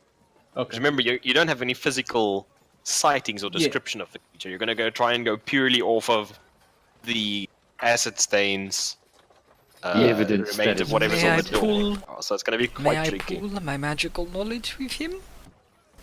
To assist? All right, we can say if Hans assists you, you have advantage on the roll. All right. Meanwhile, I'm gonna go hit the roof like I was originally intending to. I do not need Natural help! 20. My work here is done! Your work here is done. Thank you very much, Hans, for the help. There are two potential creatures that could leave a residue like the one that you have found here in your experience in dealing with the abyssal realm. The first one is a main, and the second one is a Hezru. And Hezru are much, much worse news than main. Mains being small demons, almost the first step on the rungs of the demonic. You know, when a damned soul ends up in the abyss and finally crawls out of the primordial ooze to create the first fiend, a main is that first step on the evolution to becoming something much more powerful. Hezru, on the other hand, are way, way, way higher up in the hierarchy of things. You sharing this knowledge? How much more powerful would that be to, say, my character, the Hezro? Let's say it would be a reasonable challenge for all of you going all out in a fighting. So there'd be enough of us left to fill a Coke bottle. No, you would probably be able to triumph, but you would know you've been in a fight. Like several of you would probably have gotten quite serious. I'm gonna relay the information. Oh, honeys, it could be one or two demons that created this. Hezro, which is the worst case, and a main, which not as bad, but you know, either way, it'd be challenging to have to fight one of those. And it is Um, loose in the city. okay, so I'm Well, I think we can. Okay, assuming that he Well, shared everything, all that information know with us, it's- I'm thinking we can safely assume it's not a main. Well, we also know it's not here. Our nice bugbear friend told us there was no fiends around. That he could see. Yeah, but with his divine senses. This is true. True. What are we gonna do? Get him to walk around town until he sees it? Well, if it is Actually, Well, we that's should- not a bad if it idea. has left the place, then it may be gone. If not, we may hear about vicious murder. In which case, we know it is still around, and then we can deal. Or ignore. How big are mains? Mains are small. They're about the size of halflings. It was probably a Hezro, considering the size of this wall. Back Yep. up. Then we will definitely hear about vicious murders. I mean, Do I know if to be any fair, it's spells it can Luskan. cast? sorry, do Yeah, you know but what? how? Do I know what kind of like magic it has? So like, could it cast, for an example, disguise self on it or transform its appearance? No. You see, a Hezro is a demon, not a devil. The predominant difference being devils are lawful. They make contracts with mortals and abide by them, even if they do manage to always screw mortals in the bargain. They're tricksy. Demons are pure, undiluted chaos. If one was loose on the streets, it wouldn't be hiding or skulking around. It would be slaughtering everything in its path and trying to inflict as much damage as possible. They're not given to thinking, for the most part. I mean, the demon lords are different, or devil lords are a different matter, but as far as their foot soldiers go, they're unthinking engines of destruction. It will just wreak havoc until they can no longer be capable of doing so. All right. Okay. Right. I think we should just try and have a look at the rest of the house. Let's get Cole back down here. Maybe we can get. Cole's still on the roof. Cole, you find nothing on the roof except for the fact somehow somebody managed to trash compact what appears to have been a human being up into a chimney. Yes, That I was was not looking the at, right size. looking at the looking down the chimney. So there is like man there, correct? No, not any longer. It appears that the authorities or somebody like them might have removed the corpse. Oh. But there's definite debris, I should say, or human debris in the chimney. I shall use the blunt end of my stick to like get all of the like some of the debris out of the like the sides to have more stuff for the people below to look at. You guys hear rattled and muffled thumps as bits of person are freed by your compatriot from the chimney to thump down into the ashes, kicking up little puffs of grey, little grey clouds. And I Cough, cough. come down from the roof. Yes, I found some more stuff. It would seem that our first assumption that somebody got sucked up there seems to have been correct. I don't know how, but he seems to have been crumpled a little bit. Almost as if crushed. He was stuck up there really, real bad. Well, I mean, there's not a person anymore, just bits. But there was a person at some point.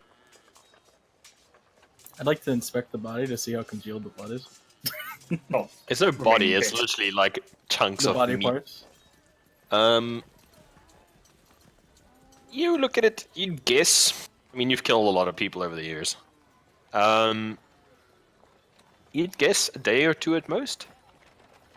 Oh, I immediately become uninterested in it. so is there like stairs that lead down? Yes, there's a pair of stairs that could head into a basement.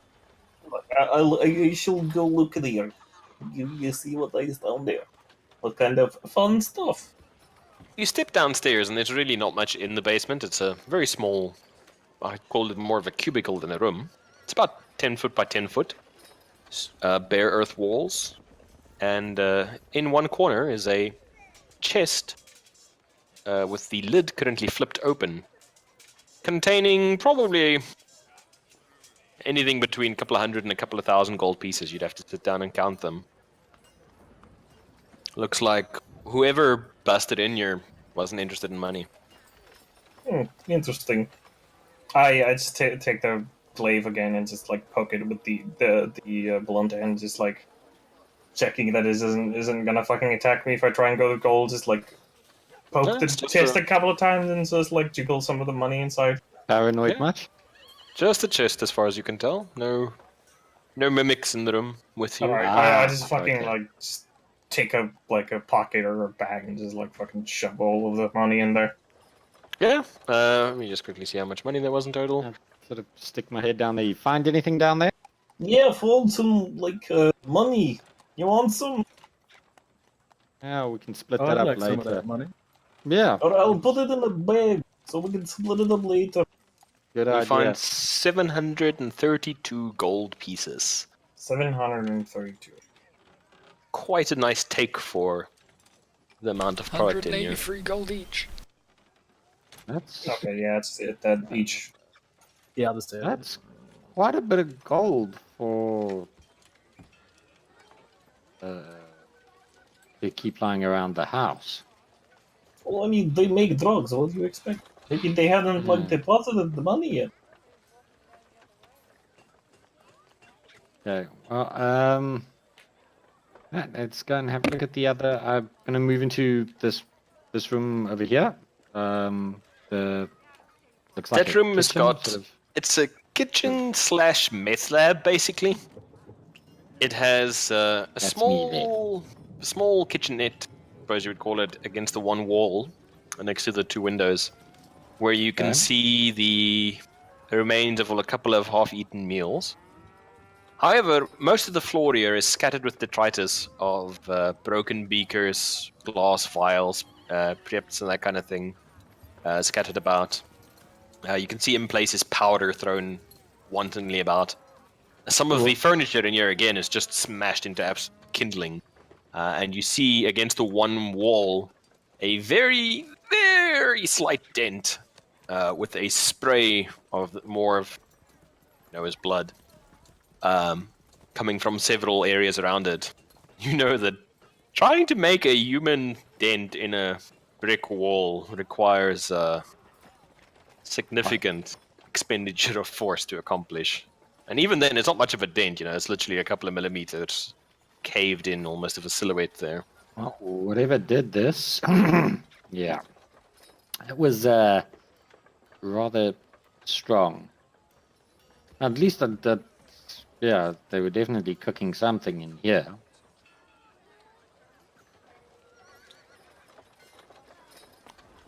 Let us move on to some of these other rooms, yeah?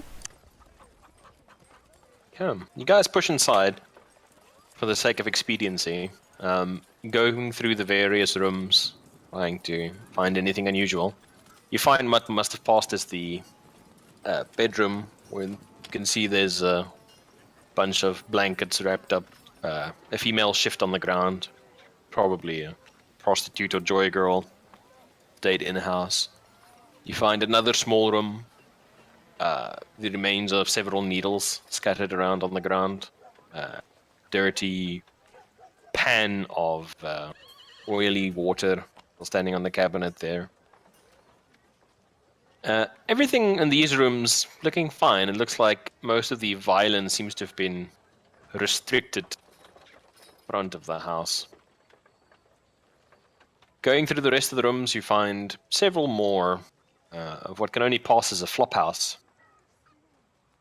However, upon entering the last room, you find a long bath,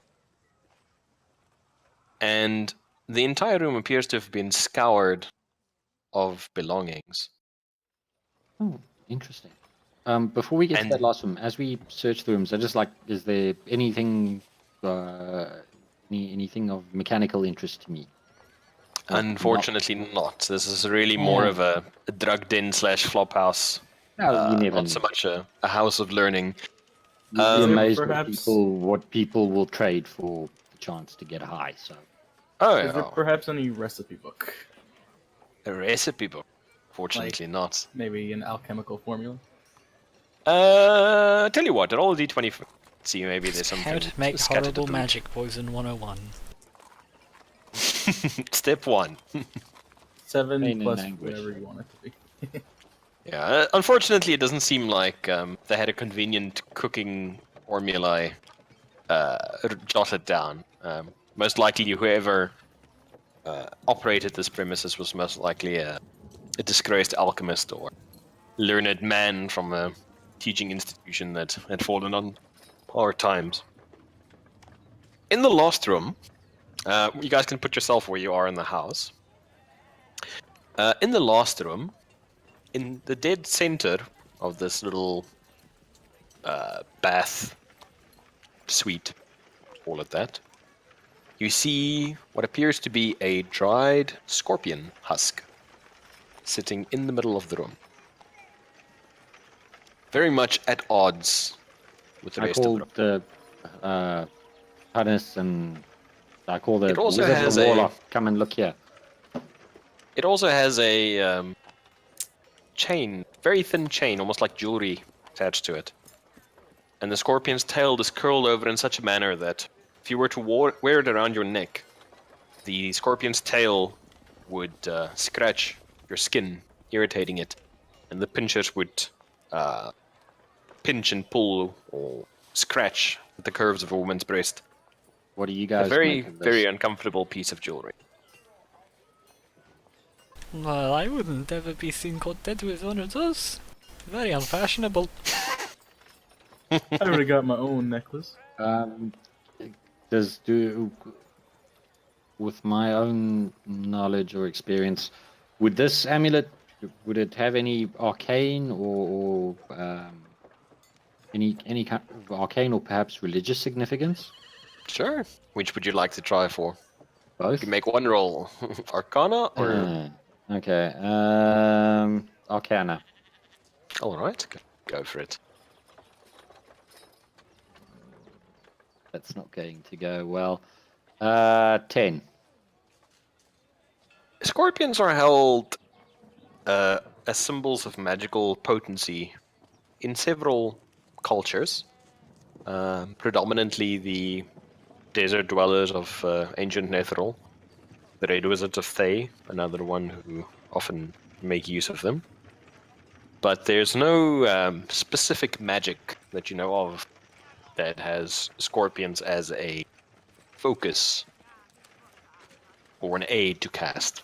Well, just a really stupid. Does this pendant look valuable? Does it? What kind of material? What kind of metal is it made out of? Is it made out of metal, wood, plastic, glass? It appears to be a whatever? fine chain of possibly brass or copper.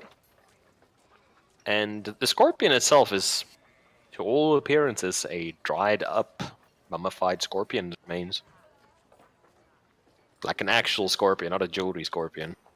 I asked the others, what do they make of this? What do you guys think of this? And the rest of the room is all nice and tidy. It's not so much Completely tight. stripped out. There's stripped. nothing here. Somebody was in here and they went to great lengths to make sure that they left nothing but no way to identify them. Give me 10 minutes. Can I start a detect magic ritual? Right? Just gonna take a look at the I shall scorpion. move out of the way so that he may enter the room and do his thing. What's Cole doing? I want to take a look at the dried up scorpion and see if it has any religious function Make a- or meaning. Make a religious check for me. What is Nox doing? Wow, okay, never mind, that's a 4. I mean, you're pretty sure that it has religious meaning, but you were chasing bugbear bitches that day, so you missed that sermon. Is Nox doing anything significant this time, or are you waiting for the elf ritual to complete? Sorry about that. My internet went out for a second for some reason. Just No problem. remember, as part of the ritual, don't forget the traditional ritual elven chant for detect for your detection is la la la la la la la la la la la. Oh no. Is there So, anything- Hans. Yeah. Yes? No, that's fine. What are you saying, lady? Is there anything weird about the bathtub itself? I mean, it's a really shitty bathtub, but I mean, that's to be expected from the quality of the people who Material lived here. is it? It's a odd blending of almost porcelain and what appears to be beaten copper. It's fairly expensive, although in a bad state being Mm-hmm. bathtub. It's definitely a bathtub that has seen better days. This is an odd case. It looks very Well, we are- expensive bathtub, but it is, in shitty state and in shitty Yeah. place. Given, we are in more of given a the upper part of class town that we're in, part of it's town. kind of to be expected that some of the fixtures here might have, at one point, been quite expensive. Although looking at the condition of everything now, do we know who owned this house? We should find out. You know that it was a facility for production of product for gentleman Cristiano Dionisio, your current employer. No, I mean the front. What was the front for it? Just as a, Front? in other words, who was the In a- male in- You address? underestimate the power of our employer, my friend. He doesn't have a front. Well, He Yes. just bribes the local officials to just overlook fair enough. commercial interests. What does the bathtub look like it was used for? Was it used like it was actually used for bathing, or was it like holding chemicals or something? It looks like a bit of column A and a bit of column B, depending on the day. Oh, interesting. Does it look like anybody's died in it? Make an investigation check for me. While he's doing that, can I go over to the hole in the wall and Yeah. ritual cast alarm on it? Okay. 15. 15. I mean, there's definitely some residue in there that could have been blood, but then again, this thing has been filled with so many substances. Over the years, it's got a kind of a crust of nastiness built up. So, maybe? Hard to tell. What are the chances that a house like this would have some kind of secret passage somewhere or secret compartment? I don't know. You Yeah, guys. is there anything under this bathtub? Sure, make investigation checks for me. Hans, Yeah. you're casting? What are you Detect casting? magic. The scorpion is currently completely inert to your magical Anything senses. in the room. And, well, anything in, how big is detect magic? 30 foot current- radius, I think. It's a The bath itself, sphere. like the whole interior, glows with a...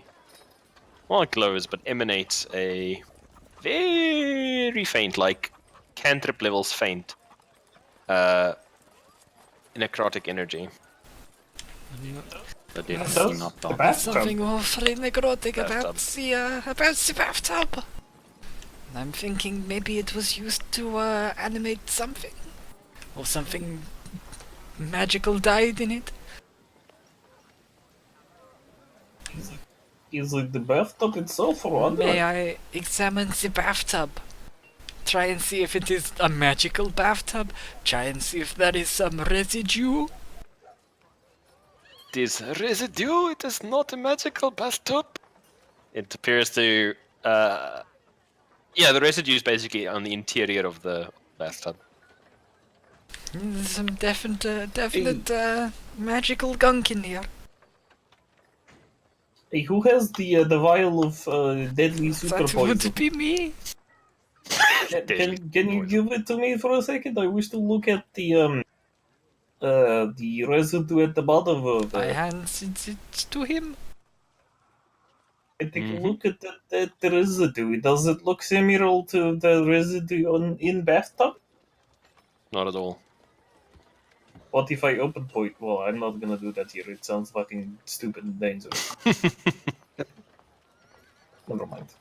Let me know when the 11 minutes pass, by the way. Yeah, you finish casting your alarm spell pretty evenly. At this point, you guys have been here for nearly an hour, combing over the premises carefully, trying to find any clues that might give you more information. Can I take a little sample of the residue? Just like Sure. chip it off a little bit and like give it good like investigation, like a smell. I mean, the closest smell that you could probably recognize from that would be lye. Be the closest thing. What's lye? It's used in making soap. It's a metal hydroxide. You can make it by leaching it from ash. Oh, okay. Yeah, it's basically that's how people figured out soap. They noticed like on the riverbanks of the Egypt, they were like, oh holy shit, if we wash our clothing down here, it's cleaner than up there. We wondered why, and basically because the runoff was going through lye deposits. Yeah. Oh, okay, cool. All right. Yeah, Interesting. so Why would there be any lie? Lie, Yeah. you say? Why? Why, Yes. that is used to dissolve bodies, of course. That's also another use for it. That's what I use it for. So, do you think that somebody was? Based on a gut reaction, Isn't- I would say no. I would say it was used for some other purpose, maybe. I don't know why I think this, though.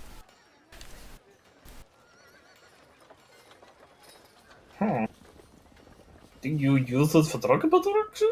I don't know. Probably. I mean, I suppose technically you could for certain things. I mean, lutefisk is basically lye. no, but maybe somebody spilled something on themselves and had to wash it off. But this whole thing is coated in it. Okay, so maybe somebody was screwing a corpse in there. Well, that is very disturbing, but that is also a possibility. This is Luskan. I think maybe we need to go and find ourselves an alchemist.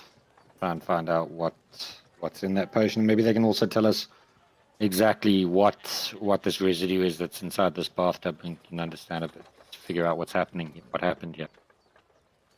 And I think somebody better tell the gentleman that we potentially might have a demon loose in the city.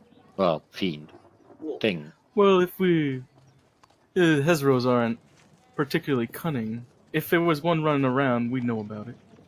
Is the Yeah, but what if somebody's commanding it? is the residue itself the thing that's giving off the necromantic energy? No.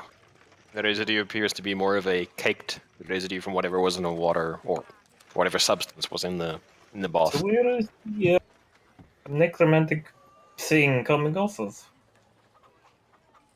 Whatever liquid was in the bath most likely left the residue behind. Interesting. So is it possible that they use this place to create our little poison? Poison, not poison really? Not really poison? No. I don't know. This place seems awfully basic to make something so powerful. Well, maybe it was... I don't know. I mean, this is a weird person. By the way, what do I feel when I hold the potion? Do I just the same feeling everybody else got? Same feeling, yeah. It's like a vicious buzzing sensation.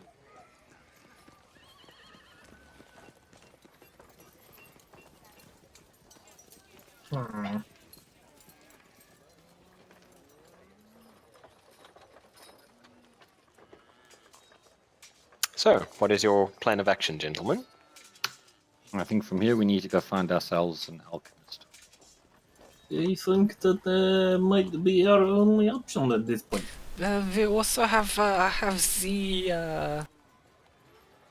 the lab to go and visit. There will probably be alchemists there. We can ask them, make sure they are not doing anything on the side that go against our interests. Good idea. Sounds Good like a idea. We'll plan. rough them up a little bit, get to threaten the lab. them, get some information. Wow, so rude. Can the bathtub be moved? Just as a I mean, I guess if you want, you can carry out the bathtub. I don't want to like carry out. I just want to kind of like move it. Just being paranoid, pretty much. Yeah, you Like make move sure it easily nothing's enough. under it.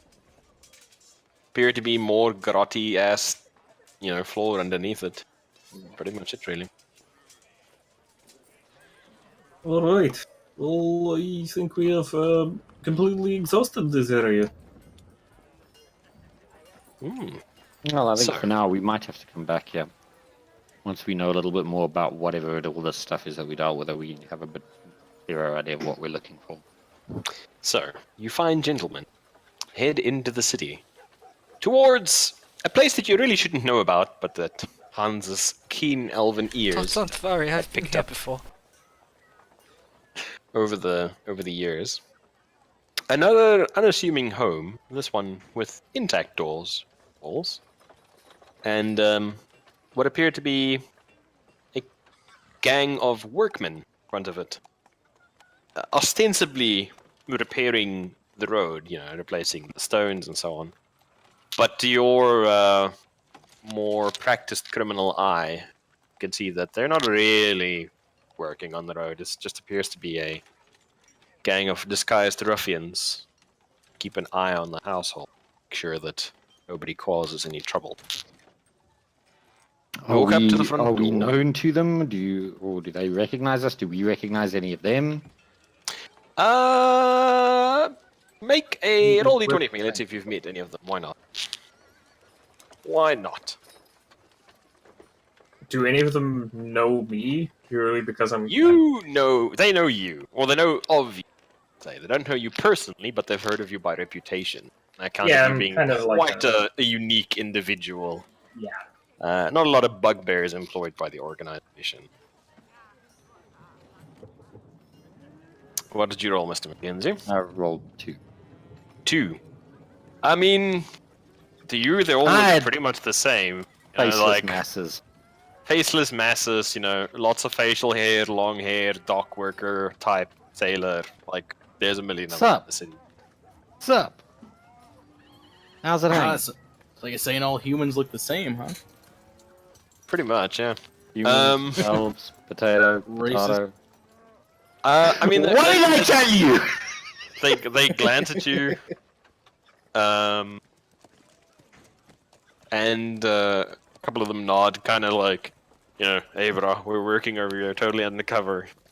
Be cool, kind of gesture. They try and carry on with their work. We carry on, go up to the house, leave the workers to work. You knock on the door. Told you I'd get accused of racism. You knock on the door, and before long, you hear from inside. Hold on.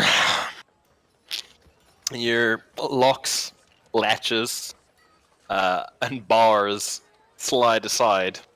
And as the door swings open, you see that many of them appear to be newly installed, roughly driven into the surface of the door to give it some more structural integrity. And you see before you an incredibly disheveled-looking man, human of very obvious Luskan heritage. His face just a mix of different nationalities. His skin a very unhealthy pallor that can't decide whether it wants to be dark brown or almost translucent white, with patches of what looks to be mildew, but on closer inspection looks to be really fucking awful body hair. Did he get into Hans's pink and purple ash powder shit? I mean, he might have from the way he looks. You see him, he's got like an actual honest-to-God night cap on his head with like a tassel at the end of it. He's currently wearing a long set of robes, sleeves just absolutely enormous, and a pair of bright pink slippers. He's blinking owlishly at the sunlight from the afternoon shining in with the open door. Well, now, y'all. I don't really get much customers this time of day. Come on inside. Mumbles to himself as he kind of stumbles back into the interior of the house. What can I do for you all? Got some fine capiche? Got some opiates? Got something stronger? We're not customers. Oh. Well, I should warn you that there are some boys nearby that will definitely make you reconsider your position if you intend any violence. We don't intend any violence. Don't worry, we don't I hope. intend violence. It's just good business. Fabulous, fantastic. What can I do? Do you know anything about this new drug that's been hitting the streets? Got everybody in a bit of an uproar. Yeah, boss mentioned something about that. Nasty stuff. Yeah. Haven't had a chance to look at it much. Boss Here's has asked good for us to business. look into it. Yeah. Oh, Said you, when thinking you might be able to help us with our I mean, inquiries. I ain't no big shot professor or nothing. Sure. Have you got a sample or something? I mean, sit down. Y'all want some coffee? You see him actually like pour a beaker of something green and viscous into the counter and starts putting coffee into it and I'm good, thanks. adding some coffee and. No, just I'd me. love some. I'm Oh, okay. Starts doling out big old lumps of sugar and milk that is not so much milk as custard. If the spoon stands up straight in that mug. Oh yeah, it's definitely standing up straight now. Yeah, no, I'm good, thanks. I'm gonna cast Purify Food and Drink as a ritual. Okay, you spend like 11 minutes muttering to yourself after he hands you a cup of coffee. Well, coffee. Okay, so where's the soul sample at? I just take it out and like, be careful with it. It does not feel nice to hold. Oh, hold on. Like, goes and fetches a set of metal clamps with looks like they've got a rubberized interior to take a hold of the bottle. He uses for the more dangerous cooking, alchemist fire and the like. Takes it over, sits down, and says, "Y'all might want to make yourself comfortable. It's going to take me a while to have a look at this thing." I got And, 11 minutes. He sits down, turns his back to you, and he starts sliding in different magnification glasses. Takes a dropper out, and extracts a little bit of it, puts it in a pan, burns some of it off, leaving behind crystals, drops them into a couple of solutions. Basically, doing very Alchemy chemisty stuff. things while he's trying to Alchemy. determine the purpose or ascertain some.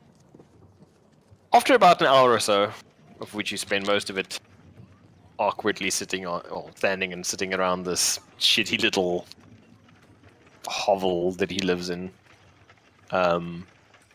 he says, "Well, that's just darn strange. What is? Well, what you got here is not a potion. Ain't no alchemy to it. It's magic. It's is. purely magic? So it is not like made with alchemy, rather it is enchanted by wizard? Nah, you see, when you do alchemy, any kind of alchemy, you need 5 ingredients. Never more, never less. Base. Depending on what kind of potion you. So let's say you wanted to make a potion of invisibility. You need 1 element for each sense, right? Touch, sight, feel, smell, spirit. And then your base to work from. Right? So if I were to make a potion of invisibility, I'd use water as my base, right? Because water don't taste like nothing. And then work from there to try and make the senses as bland as possible, right? Get folks to ignore me. Now, if I were to make a potion of strength, maybe some powdered rhino horn, or maybe the hair from a bear for the tactile sensation, that kind of stuff. You get my drift. Yeah. Then you'd all infuse them with magic, and wham, there you get potion. This is just congealed magic. There's no alchemy to it. No base, there's no solution, there's no ingredient. It's just magic. How the So- fuck do you even do something like that? I just Well, had here's an the question. epiphany. What if it's the blood of the Hezero? Or maybe some other liquid from the demon? Well, fuck? I was about to get to that. With the quantity of this stuff flooding the market, you must be dealing with a very powerful practitioner. Talking the kind who can bring folk back from the dead, stop time itself, even if only for moments. An archmage, or maybe someone with a artifact, or some other kind of power if they're making this stuff in masses. Okay, so somebody with a metric shit ton of magic mojo. Yeah, like a weightlifter, but magical. You know, strong. I sort of like look at Hannes. You know anybody who fits that description? The entirety of the mages in the ruling mages in this town? But why would they want to do this? This is just killing their population. Maybe Unless you it's are. somebody else who wants to, like, undermine their power base? Undermine them, undermine our employer. Would I know of anybody who would be this powerful? Make a history check. History. The local factions. Well, say with advantage, since you've Alright, got to know the local lay of the land. that's a 17. 17. I mean, politics in Luskan is complicated, right? You've got the host tower of the Arcane, the real power behind the ruling ships. Then you've got the actual lords that govern it. You know, the high captains. Other than those two governmental forms, you've got the various crime lords who hold power, but not of a tangible sort. Their stuff is built on economic power, blackmail, that kind of thing. Nothing concrete, not arcane military might. Other than that, like that's pretty much the two biggest blocks. Other than maybe the Mirror Bar. The Mirror Bar are the merchants of Mirror Bar, the dwarves, that have their own section of the city. They might wield enough clout to do something like this, but dwarves generally aren't really renowned for their magical prowess. Dirty dwarf. That's really the only local factions you can think of that might be able to accomplish something. What about enemies of Luskan? Oof, man, there's just fucking piles. Everyone. Metabar, Yeah. Everwinter, Yeah. Rothium, Waterdeep, Zintarum. Anyone who has a pirate problem. Okay, so if it's an outside force, it could literally be everybody. So instead of trying to figure out who it is, would it be better if we just cut off the source of where they're getting this stuff in, rather than trying to figure out who it Yeah. is. Find Because Yeah. if it's an outside enemy, grab it, try there's and too grab many. a dealer and try and find out where's the stuff, how is the stuff getting into the city. Y'all Maybe at least mentioned try and- a demon. Sorry, you were talking in front of me, so I assumed I could Yeah. listen in. Yeah, I was thinking maybe the potion's actually just the blood of the demon or some other liquid from it. No, definitely not. This is mortal magics. But I have a suggestion if y'all open to it. Y'all got some Yeah. bits of this demon, right? And you got the potion right here. Well, if the potion's magic, why don't y'all get a diviner or someone to use a tracking spell? See if you can find them. It's actually a really good idea. What they pay me for. Doffs his nightcap at you. Good man. So, y'all put a good word in with the boss for me, right? We'll Yes, make of- sure he knows about your excellent assist. That's great. Now, I don't mean to be rude, but y'all kind of interrupted my rest. I'm open. Oh, yes, of No. course. I take out of my pocket and give him I don't know, 5 gold coins. Here for some for your time. Oh, it's mighty kind of you. I just leave it on the table. Anybody for more coffee? And he That pours coffee more of the was- sludge. That's fine. Delicious. Quite alright. I know, I make it myself. But no thanks, we gotta go. Alright. Well, y'all be safe now and tell the boss that was very helpful. Alright, so I suppose we leave, but where do we go? Well, Find some kind of wizard. find Find someone some who kind of has that divination. diviner or somebody who can cast some kind of tracking spell.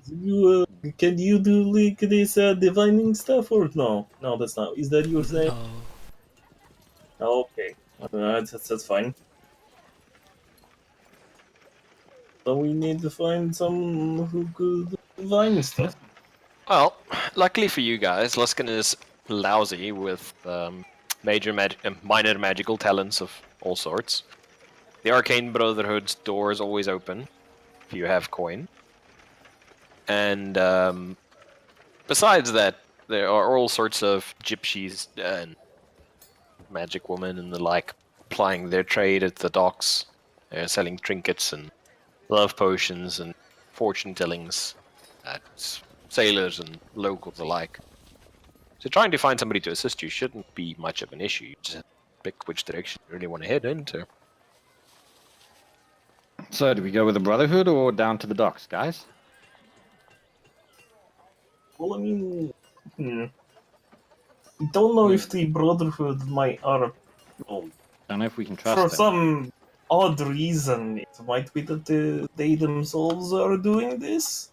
That's So what I'm thinking. maybe we should go for just to be safe-ish. Go to some miner who don't give a shit about person. You know, if something goes wrong, we can just make Good them go idea. quiet permanently. Take them around back and, Yes, And if deal something with the goes wrong, I problem mean, if it obviously comes we up. don't do that just for no reason. That's business. Exactly. All right. So you guys are heading to the docks. You all agreed? Yeah. Yes. No, Yeah. All right. So head on down. Let me load up my map again. Make sure I don't get turned around. Bonk. There we go. Like as we walk down, if there's any street stalls or anything, I'll just grab myself a pork bun on a stick or something. Oh yeah, I mean, you guys pretty much have to go through the market anyway. I'll just grab a pinch a light snack. Yeah, it's easy enough. You guys head down from the Winter Palace side, past the Prisoners' Carnival, the market, past the ruins of Illusk, towards Rat Alley and Dragon Beach. The waterfront that is absolutely littered with small wooden stalls, tents pitched at all angles, and just in some places just carpets laid out at the ground where people shout and ply their trade. As we're walking down from the Winter Palace down to Rat Alley, it's just like as we're walking, I'm just trying to keep my eyes out, just to like see if I can just like in the background noise and everything that's moving, anything that catches Sure. might be worth getting our attention for possible dealers of this stuff or anything, You make your ways down the docks, and there are fortune tellers on basically every corner of the street.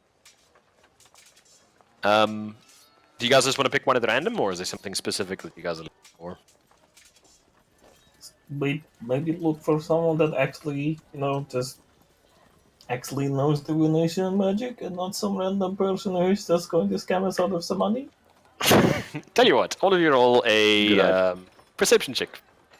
Let's see if you guys spot somebody fitting the criteria that you're looking for, or the quality of the person fitting the criteria that you're looking for. And finding them is not so much an issue as finding the right person. This will be a collaborative roll. So we got 12, 11, 9. 26. 9, and 26. Hold on, I just need to quickly total it up. Plus 9, plus 26, eh? It's 58. Yeah. Divided by 4, which gives us an average of 15 rounding up, which is just enough. Alright. Weaving through the back alleys, you guys actually almost walk past the little store. A very unproposing storefront. And it merely says Medley's Divining. Burnt wood at a somewhat crooked angle on the front of the store shop. The windows themselves,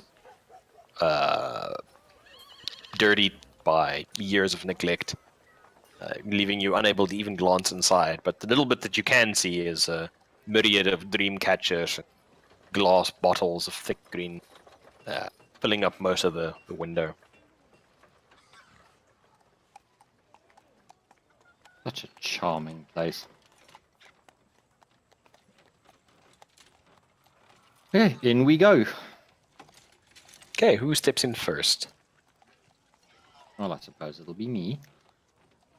As you guys push open the door and come inside, you see behind the counter a hooded figure with his arms held out on either side of him like he's doing a proclamation. Doing Uncle his best- Luskan? His best impression of a deep, theoretical voice, and attempts to boom at you. Unfortunately, his voice is a little bit reedy and doesn't quite have the stentorian cadence required to do what he's trying to do. Welcome to Myriad's Divining! He stops dramatically, like expecting some kind of reaction from you. Yes, hello. Ah, You see him visibly deflate at your very normal hello. And you see him pull back the robe, the hood. And it's appears to be a half-elf gentleman. Dirty grey hair, very greasy, looks like he's missed a couple of baths over the last few days, or weeks, or months. Giving his skin a somewhat unhealthy sheen. And he seems to have a rather acute case of acne. Well, if you're gonna be like that about it, what can I do for you? We have something we would like you to take a look at. Sure. What are we looking for? I want to know if your wife's pregnant, or you lost your keys. What are we looking at doing? we need your help to crack. Yes, it's a speciality of mine. Nation magic is excellent at finding things. What is it we're looking Oh, for? There's Lost no dog? need to be so down. Your act was very convincing. It's just we are very busy. Make a persuasion roll for me. Persuasion, you say? I'd like to assist him in this. I'll also assist. Fucking hell. Okay, what do you We're all three, going, what do you it's two okay. say Just to assist nodding. him? No, it was alright. Okay, bro. You had advantage on that roll, so it could do, and what's the second 8. roll? I use my body language. I look at him encouragingly and you know, honest 8 for eyes. persuasion. If I can lie, then that it would your- be slightly higher. Okay, what's your It deception would roll? be 11. Okay. Wow. I mean, Wasn't that advantage? Wasn't your first roll high? No, no. Oh, I don't know. I didn't. my I first missed the roll, first roll. it I was thought 2. Oh, I thought it was 12. So excuse me. I mean, he looks pretty down. Actually, let's inside check, you fuckers. Maybe you guys can ruin some poor boy's life. Oh wow. Yeah, so he rolled a 1 for insight. And Hell yeah. you guys actually see his face light up a little. He's like, really? Yes, keep working on it. One day everyone will know your name, and they will know you as the great whatever your name is. Myriad. Great Miriam. Oh, no, that's just Great Myriad. That's- Myriad the Magnificent. See? Yes, they misspelled it on my door. They wrote Myriad. Oh, As you can see, I'm not a girl. Ah, That's what you get when you pay cheap people to do your signage and your advertising. Well, what can I do? well, you see, we have this vial, and we wish to see who Alright. made it and where it came from. and some scrapings of other stuff that we would like to know, try and follow whatever made the scrapings as well. Well- Before it's the point of this vial, I must warn you now: do not open it. It is, as you say, vial. Eh? That's what they call a pun. Very good, sir. All right. Well, we've got several ways we can track it for you. Some more accurate than others, depending on how much coin you want to spend. We can either make a diviner's rod, very inaccurate, but quite easy to use. You just follow it, and it'll bend in whichever direction you go. Or if you have a map of the city, I can enchant it so that it makes a little spot of light wherever the object that you're looking for is located, and it will change if the object is moving so that you can follow it. Which would be more to your tastes. How much? Does for you? anyone have a map? Yeah. Well, for the Diviner's Rod, that would 350 gold pieces. Oh. That's Okay. magical constructs. They're quite expensive to create. Okay. The map, Can I less so. try and persuade or negotiate him to, give us a special price? Sure. Remember, what do you guys? costs are no problem. Our employer will Costs be no problem. paying us plenty of money. Oh fuck yes, 29. All right. Well, what are you saying to him? How are you trying to convince him to give you a discount, even though you haven't even decided what you guys are buying yet? I want a discount on whatever we're buying. Lol. I'm gonna try and I'm Commander Shepard and this is my favorite store on the citadel. Just think, We can some advertising. We can get your name out there. Get you in with one of the lords. Our our employer, for employer is example. very influential. Oh, who do you Good work business. Mr. Di Serono. Like the drink. I've forgotten what his actual name is, because I didn't write it down. Di Serono is close enough. Gentleman Cristiano. Gentleman Cristiano Dionisio, head of the Dionisio family. Oh, really? Okay, I tell you what. I will do you a very firm discount. Are you going out of the city, or are you staying in the city? We Do you don't know yet. or- Okay, the map's probably the better idea then, because like I say, that you don't really want to be walking around the countryside with a horse following a stick. It usually works better for short range solution. You know what I'm saying. Okay. Did Myriad suddenly develop an Indian accent there? No, you're racist. Okay. I can't believe you'd be so insensitive to this man. Maria turns to you. How about a deal? If you I just got us the discount. if you Yes. are willing to expound the virtues of my skill to your employer and others that might be in need of assistance, my talents, then I will open a permanent discount for any needs of a magical nature that you need. I'm sure it could be arranged. Excellent, it's the deal. Does anybody have a map, or do I need to procure you one? I do not have a map. I don't have a map either, honey. Well, I've it's been- not a problem. Eli goes over to a shelf and starts pulling off several waterproof containers. The top of these maps, those big up roll-up canvas containers. They're like the ones they keep paintings in. Okay. Goes through Luskan. Finally pulls one down and puts it on the counter and smooths it out. And despite the shop's dingy appearance, the map's actually very good quality. Appears to have been waterproofed in some fashion as well. You can see there's a thick, almost waxy layer covering it, but it's still translucent. You can see the landmarks. All right. How long do you need the enchantment for? If I make it permanent, it's going to be very expensive, but you just need something that'll last you a couple of days. No problem. It's cheap. A couple of days is fine. About a week. Okay. Yeah. It's no problems. Give me a second. And he rolls up the map, and you see him quickly scurry behind the counter, in almost furtive fashion. Go to the back. Cole, we can pay for it with the gold that you found. Oh, yes. He starts, and you guys hear We can expense it back to the boss. mumbling and cantations coming from the back.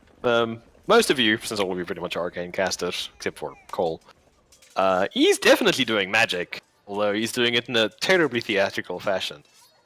You know that all the wild arm waving, flinging Very of fine. colored powder and that kind of thing isn't really required. Miriam, Well, you don't need to be Miriam? so flamboyant. Let your work talk to it for itself. And wise, and carries on with his incantation. And doesn't take long, probably about 15 minutes or so. Oh, how long is that ritual? Yeah, about 15 minutes. And you see him pop out with a map and unspools it for you on the table. There you go.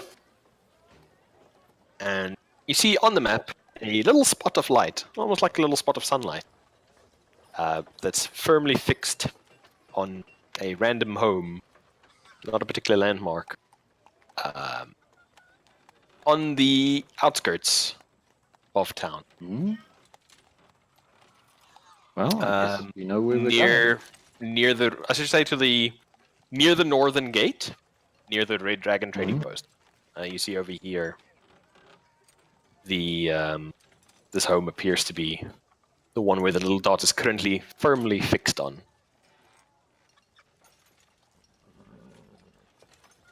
So, what do you think? Well, it seems to be working. Excellent. So, since this is just a temporary enchantment, it's going to be nearly as expensive. With your discount, that comes to 100 gold pieces. Shall we settle up now? What would you like to? Fantastic. I just like take the bag and pull out the money. First, I like remember to check like, is this actually gold? And then Yes, like, it's actually gold. Yeah, and then I give it to him. Fabulous, fabulous. And see, scoop him. But it's going to be eating well tonight. And remember, if it works well and we put in good word, maybe you extend discount to our boss, Mr. Dionistro's associates. Maybe he provides some kind of protection. Ooh, that would be lovely. Currently getting shaken down about twice a week. It's really I'm Just sure. I'm sure if we work out Sure we can arrange. discount for less muggings. That would be wonderful. You know, it's always awkward because they come in here and then you don't have the display in front with the bottles, and they tend to break things, and it's just... All right, well, wonderful. If you need anything, my door is always open, so to speak. And yes, sir. Anything else? Thank you, Myriad the Magnificent. Ooh, the magnificent. I like that. Maybe I should get No, my I think door that will be rebranded. all for now. Fantastic. He scurries inside to go and lock his coinage away, probably having made more money in one go than he's had for a couple of months at this point. Very happy with him. I'll make a mental note. As I take it we are now going to head out to that house in the north, yes? Of course. As we make our way north there, is there anybody that we see that we recognize as a runner or anything, a messenger for that we can send a message to, gentlemen? You know that Christiana? the poorer children that wander the streets often get employed, for a couple of copper pieces or silver pieces if you're feeling generous, to relay messages, and that the network can generally find whoever you need to. I'm get just a hold thinking maybe it might be a good idea just to relay a message to the boss that we found a place of interest and that we're heading there now. Well, maybe Just not. in case. Maybe it is best idea not to relay information because we already have appointment with Mr. Big Guy with crossbow. Hujo. So maybe keep it down low. So just in case that whoever is doing this has eyes and ears inside of our own organization does not hear this. Because if you're like, hey, we found a point of interest, all of a sudden the palace is completely empty. So maybe no messages. Never know who will say. Good point. Because after all, report is in the week. Right, so here's a question for you lads. Do you all want to head there directly, or is there any kind of prep work or groundwork that you want to lay, since you have a 50% idea of what you're dealing with? Do I know the Hezro's weaknesses, if it has any? Make a Arcana check. Since in your particular case, summoning demons is kind of your speciality. 13. You know that it is immune to poison. And highly resistant to many forms of weapons. Alright, I relay the information to everyone. Whilst we're Immune to poison and resistant. Okay, when you say resistant to a lot of weapons, what are we talking about here? Stabbing, slashing. Well, your comrade doesn't, fortunately, has never summoned this particular type of demon before. You guys are welcome, of course, to try and hit up some arcane libraries or grimoires or organizations to see if you could glean more info, but it's all you know. Or all that he knows. Do I know of any potion seller that might sell potion like weapon oils that temporarily turn your weapon magical? Yeah, I mean, most alchemists can create silver coatings or, potions and that kind of thing that you can apply to make a weapon magical. Do I know of any that would Aren't you a be paladin? Yes. Don't you have, like, magic weapon as one of your spells? Well, I don't have one prepped at the moment, and also I'm not sure. Okay. Let me But just go look at my. It's easy enough to actually get coatings like that. That's really not an issue. I mean, you guys are wealthy enough and in a port city that's on a major trade route, so finding that kind of magical gear is really not a train smash at all. Doesn't. Oh no! Yes, second level magic spell, magic weapon. But I would need a long rest to be able to do that. But Well, it's not like you guys are on a time list. Oh yeah, but I mean, might as well do this today, unless everybody thinks we need more time to prepare.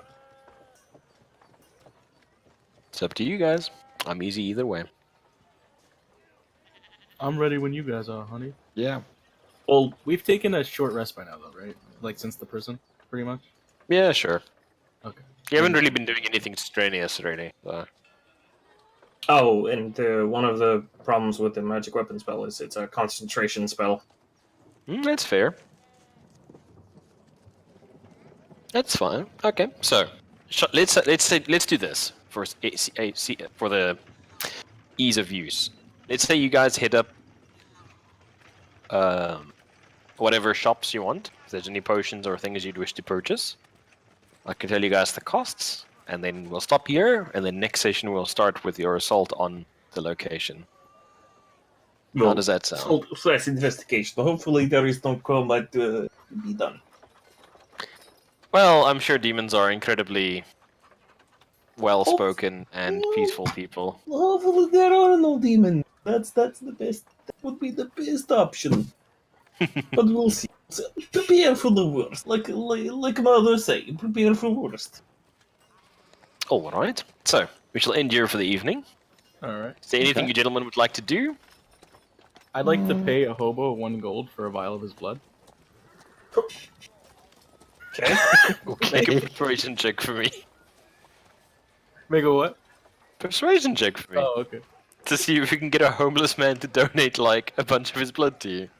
19. It's for 1 gold, though. Yeah. Unfortunately, there's no... Wait, does it have to be a slain human enemy? No, I think it's just humanoid blood that. What are you trying to do? Hang on, let me.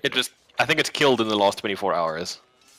Like, if it's some kind of demon thing. Yeah, never mind.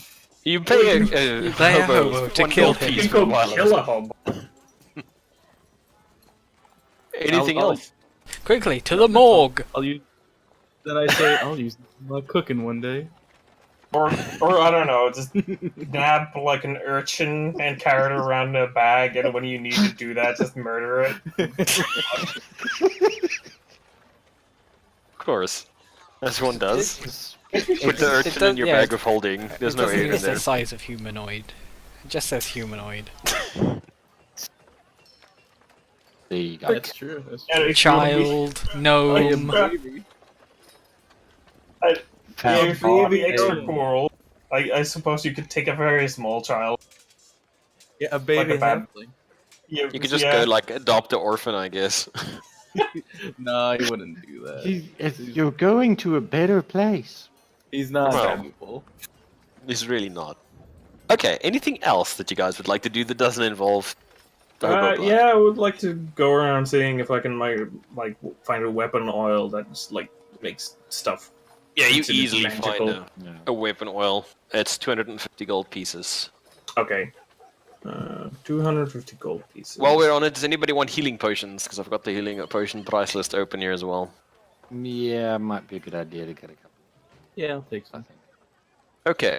Healing potions come in a variety of different flavors. Flavor savers. Was it 200 or 250? 250.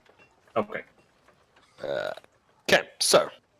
Healing potion pricing. A standard healing potion heals a whopping 2d4 plus 2 health. So 10 at max roll. That's 50 gold. Potion of greater healing is 4d4 plus 4. So 20 at maximum roll. Right? And then, did I do that right? How much are they? Oh, they go for 100 gold. I'll buy 2 of those. Alright. The potion of supreme healing, or superior healing, does 8d4 plus 8. So 40 hit points for max roll.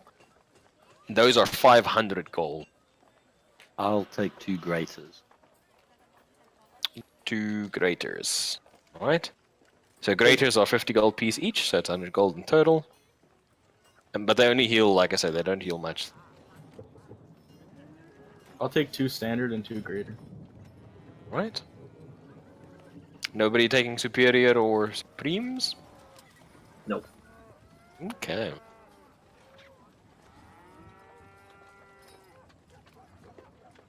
Alright. Anything else while you gentlemen are grabbing a couple of supplies on the way through town? Hans just wants to watch, sit somewhere and then watch through his owl at the comings and goings of this house. Alright. Make a perception check. Just to see what you notice. 21. Actually, with the magic item, how much could I source a halberd +1? Yes, you could have said that your halberd you acquired some time ago. Because I said you guys could get a magic item. Let me just Oh quickly no, well, go I got check the the slippers, pricing. it's the thing. No, I know, but you had 4,500 gold. Quickly go check Yeah. the pricing. The DMG for +1 items. Give me 2 seconds, because I don't have the particular page open in front of me. 'Cause if we can, I'd buy a shield +1. If you guys have gold, didn't you spend a ton of your gold on spells? No, it was like 50 gold per thing, so it was only like 250 gold. Yeah. Treasure, here we Cool. go. Magic items, GP of items, there we go. +1, where you at, bruh? I can't believe you've done this. Oh no, I didn't mean to do this. Scroll your boat. Okay.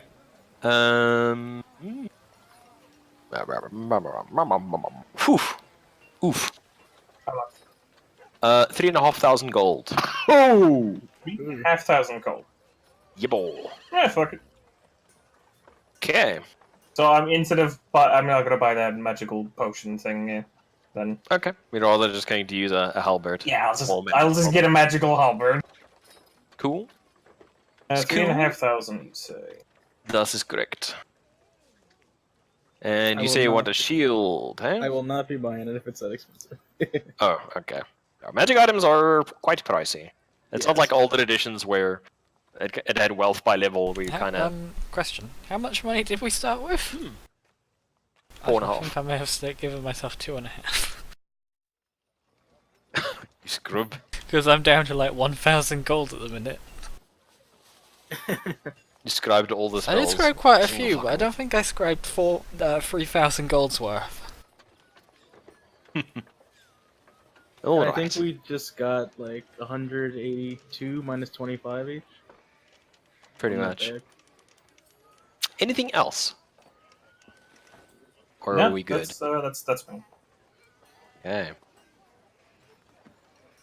Good. Yeah. Everybody good? Yeah. Fantastic. So, thoughts, ideas, suggestions? This is the first time I'm trying to run an urban setting, so Yeah, it's any actually feedback pretty is cool. appreciated. Nice. Pretty cool. I like my Russian fucking coleslaw bugbear, just rambling on about things. Ramble. I will, since the Beyond subscription has ended, I will try and make some effort when I got a gap to port your stuff over to the spreadsheets. I might try this character forge Google Docs one. See how that works. Yeah, I If it works recommend well, then I'll just import your stuff onto that. Alright, yeah. Okay. Other than that, you guys actually missed every single combat encounter today. I'm impressed. There were quite a number of them that I had lined up, and you managed to miss all of them. I don't think for lack of trying though. Like, Oh yeah, I'm just saying. just haven't found it. You know, next time, drop hints. Oh no, I don't want to force people in a certain direction. I'd rather let the party meander around and find their own way. You know, if there's, you know, if the combat encounters there, you know, have them stand up there with a great big neon sign going, "Hit me!" What about the city and stuff like that? You guys all happy? Yeah. Yeah, like Yeah, definitely. Really, really kick ass.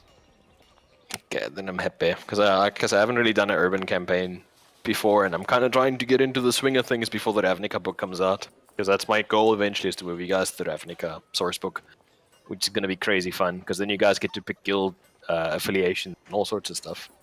ooh. Yes. Other than that, any feedback? Too much talking, tittle talking for you guys? No, that was No, it great. was good. It was all talking. No, loved it. I quite enjoyed the interactions. That's Yeah, the party is actually rather like hit it off rather well. Indeed. yeah. Nobody's tried to kill. We haven't tried to kill each other yet, or Oh, you know, rob each other blind in our sleep. So I'd say that's a win. That's something we definitely don't do. So yeah. Sounds good to me. Yeah, Eric, I think Yeah, this is the that- first time you've DM'd, or I've DM'd for you in like About a decade. Did you have a problem Yeah. with like people being that guy with a robe? No, but I was a terrible DM as well back then. Nah, no, you were really good. No, it I'd was- say it I was was still very much in But it the was- player versus DM mentality back then. Yeah, but it was also, remember, that was also when it was like 3rd edition and 3.5 and a lot of house rules, and it was a hell of a lot to try and take in and really difficult to try and create a meaningful session where you can actually have some really kick-ass role-playing, doing stuff. And I think I've managed to learn a few things over the years. yeah, no, definitely, this was really enjoyable. I mean, this is the first chance I've had to play D&D in, what, 8, 9, 10, 11 years now? It has been that long. Nice. So, yeah, for myself, it was really cool to get back in there. As long as we don't, you know, we haven't got any halflings in the party, so we're not going to go fishing, so that's fine. Generally speaking, everything should be fine. If you guys want to do PvP and backstab each other and undermine each other and that kind of thing, you all need to agree on that beforehand. Otherwise, we'll just run it as a normal cooperative storytelling experience. Yeah, I don't know about PvP. It seems like kind of like thing to do overall. Like even for the adding the tension, it's just kind of undermines what I personally enjoy about D&D. It's kind of Yeah, I like don't fucking really- around. Like scheming against the other players. Yeah, that's That's- just kind of If you've got a role playing hook where you've got a character who is secretly, who might like be at odds with the party, or where the DM has actually got something, a specific clan or I don't have direction a to try and problem take with like something into. with drama. Mm. That's fine. But somebody who's just purposely going out of their way to constantly steal other No. players' gold and No. that kind of thing Like- is just tiresome. No, that's what I was trying to explain the other night already as well when we were speaking. If you've got if the dungeon master has got a specific idea in mind, where you need a character in the party to actually have a big dramatic reveal where they were in league with your big bad guy the whole time or something, then it's cool. But just doing it for the sake of doing it is no. yeah. I agree. Other than that, I didn't get a chance to really use any of the soundtrack that I prepped beforehand because we No, all pretty much just moseyed around town. I Just was happy like, town music. yeah, I was like, Yeah. oh, It was Yeah, actually, it was it was nice. actually Like pretty cool. It's very, very subtle, but it like really gets you in the no, we're here, we're in town, and yeah, it was kind of like this cool like thing that's doing of basically just being problem solvers, and sometimes that's just basically walking around the town, just asking Yeah. questions like the fuck's going Yeah. on, and creating theories and finding out if they're true. and trying to Did see I lay if, out if enough all plot those hooks and episodes stuff? of CSI can actually be used. Did I lay out like enough plot hooks and information on the different areas for you guys to actually yeah. like Yeah. figure out what's going on? One thing. I just maybe it's just me. I'm not that familiar with the interface for Tabletop Simulator, but just like maybe with like some of the notes on pertinent stuff and characters and stuff that we've gone through, it might just be handy. Maybe when we start the next session, just to do a quick like 10-minute recap or something. I normally do at the start of the session. I ask somebody to do a recap, and then whoever does it gets an inspiration die. Okay. So everybody has a chance to go at it. Also, feel free to keep notes. Lots of notes. No, DMs are very happy when people have notes. Even if it's not like full paragraphs, just a sentence here and there to jog your memory is, makes the DM very happy. When somebody's like, oh wait, we can go speak to that guy that he mentioned 5 sessions ago, and I'm like, creativity-gasm. Yes, that person. Yes. I was so surprised there was no combat in that drug lab. Oh? You guys actually missed the combat there. I was very surprised. That's why I put the alarm down. I was so expecting it. What's that for? I enjoy going back through old notes and trying to remember what some of them mean. Oh yeah, Hippo Notes best. I remember some of the like early game notes. Has was orb, fucking all black, hilarious. does not roll, is warp connected, and then all in caps. Really, really bad, like Jesus fuck, told Phil about plagues and shit, Nurgle's rot, oh lordy, your blood of Jesus. That's the kind of notes I keep. Wow. Yes. Okay. Well, as long as everybody had fun, then I'm happy. It's cool. We'll pick up next week. Yeah, How are you guys definitely- enjoying Luskan? Yeah, like I was gonna say, it's definitely very different from the game. Like, well, I ran last Sunday with the orcs, because the orcs isn't really plot you can do, so it's a lot of it's just combat, but in an interesting way. Plus, Smash. plus that fucking system. Jesus fucking Christ! I'll So get there eventually. exasperated with that fucking book. Well, yeah, not the system, that fucking book. Mhm. I'm really looking forward to the next battle if you guys fight it. It's super fun. Just go like nudge, nudge, hint, hint. Maybe combat. We'll just talk our way out of it again. Or you just talk about it, that's fine too. fuck No it, why combat not? the game. If you could see my list for today, like my notes. I was like seriously worried that that halfling, Roseanne bar thing was going to like hit me with a rolling pin or something. Like, oh god, my first game and I'm gonna die. I'm was gonna waiting get killed for- by an overweight midget. I was waiting for like if it went wrong, you to come back and tell me what you look like. So I'd transform into a halfling, then I'd like smooth talk her up, or try to like you got nice hair. So, I've just you know. reached a point in one of these notes. I've simply written in caps, car bomb. Of course. Because why not? Car bomb. What was that That's about? when we were gonna crash. Was that our yeah, Dark Earth again? yeah. A bit further on, in caps, bold and underlined. Hive exploded, probably planet GG, end of that heretical shithole. Yeah, right. As you can tell, they are only the best inquisitorial agents. Aren't we though? Oh yeah. Well, Absolutely. hey, what's his face? I don't remember his name anymore. Fucking, because the only thing ever my mind comes up with him when I try and think of him anymore is fucking just Snake, Solid Snake. Snick. Yeah, I don't remember his name anymore. Was Zed something? Start with a Z. Or Zed. Yeah. I remember what you're talking about when you carried out Dell's unconscious corpse. Yeah. Just Oh, fucking unconscious sneaking body. about. Or the fact that I was sneaking about with, like, 3 guns and a missile launcher and still successfully fucking sneak through an entire fucking base. Or Zifridus. Zifridius. Oh yeah, I just called him Ziff. That's right. Oh boy. Yeah. Mementos. I lock it with But a yeah, picture of a I'm cat. glad you guys are. I'm glad you guys enjoyed the campaign. This is something a little bit different, so you guys must just tell me if you want to tone more combat or less combat for session. This one was kind of just a grab bag, and just up to you guys whether or not you ended up in a fight.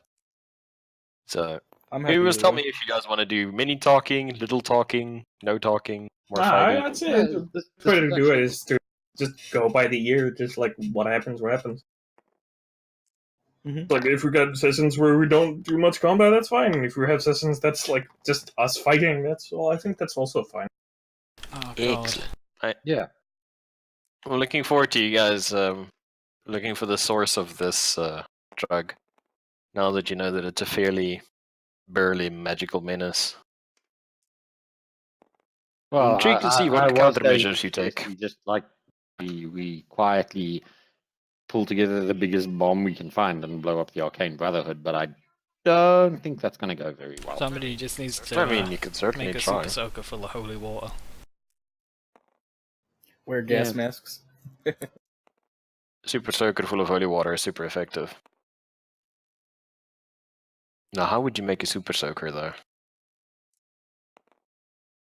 Yeah, Text. well, you would need somebody who has a basic understanding of fluid dynamics, I suppose. And the materials to be able to construct such a thing. Ah, oh I mean, god. copper And pressure and hydraulics, etc., etc., etc. You could always make water Large bombs. clump of bodies, very bad and mind controlly. Solomon and Gideon and 90% paste.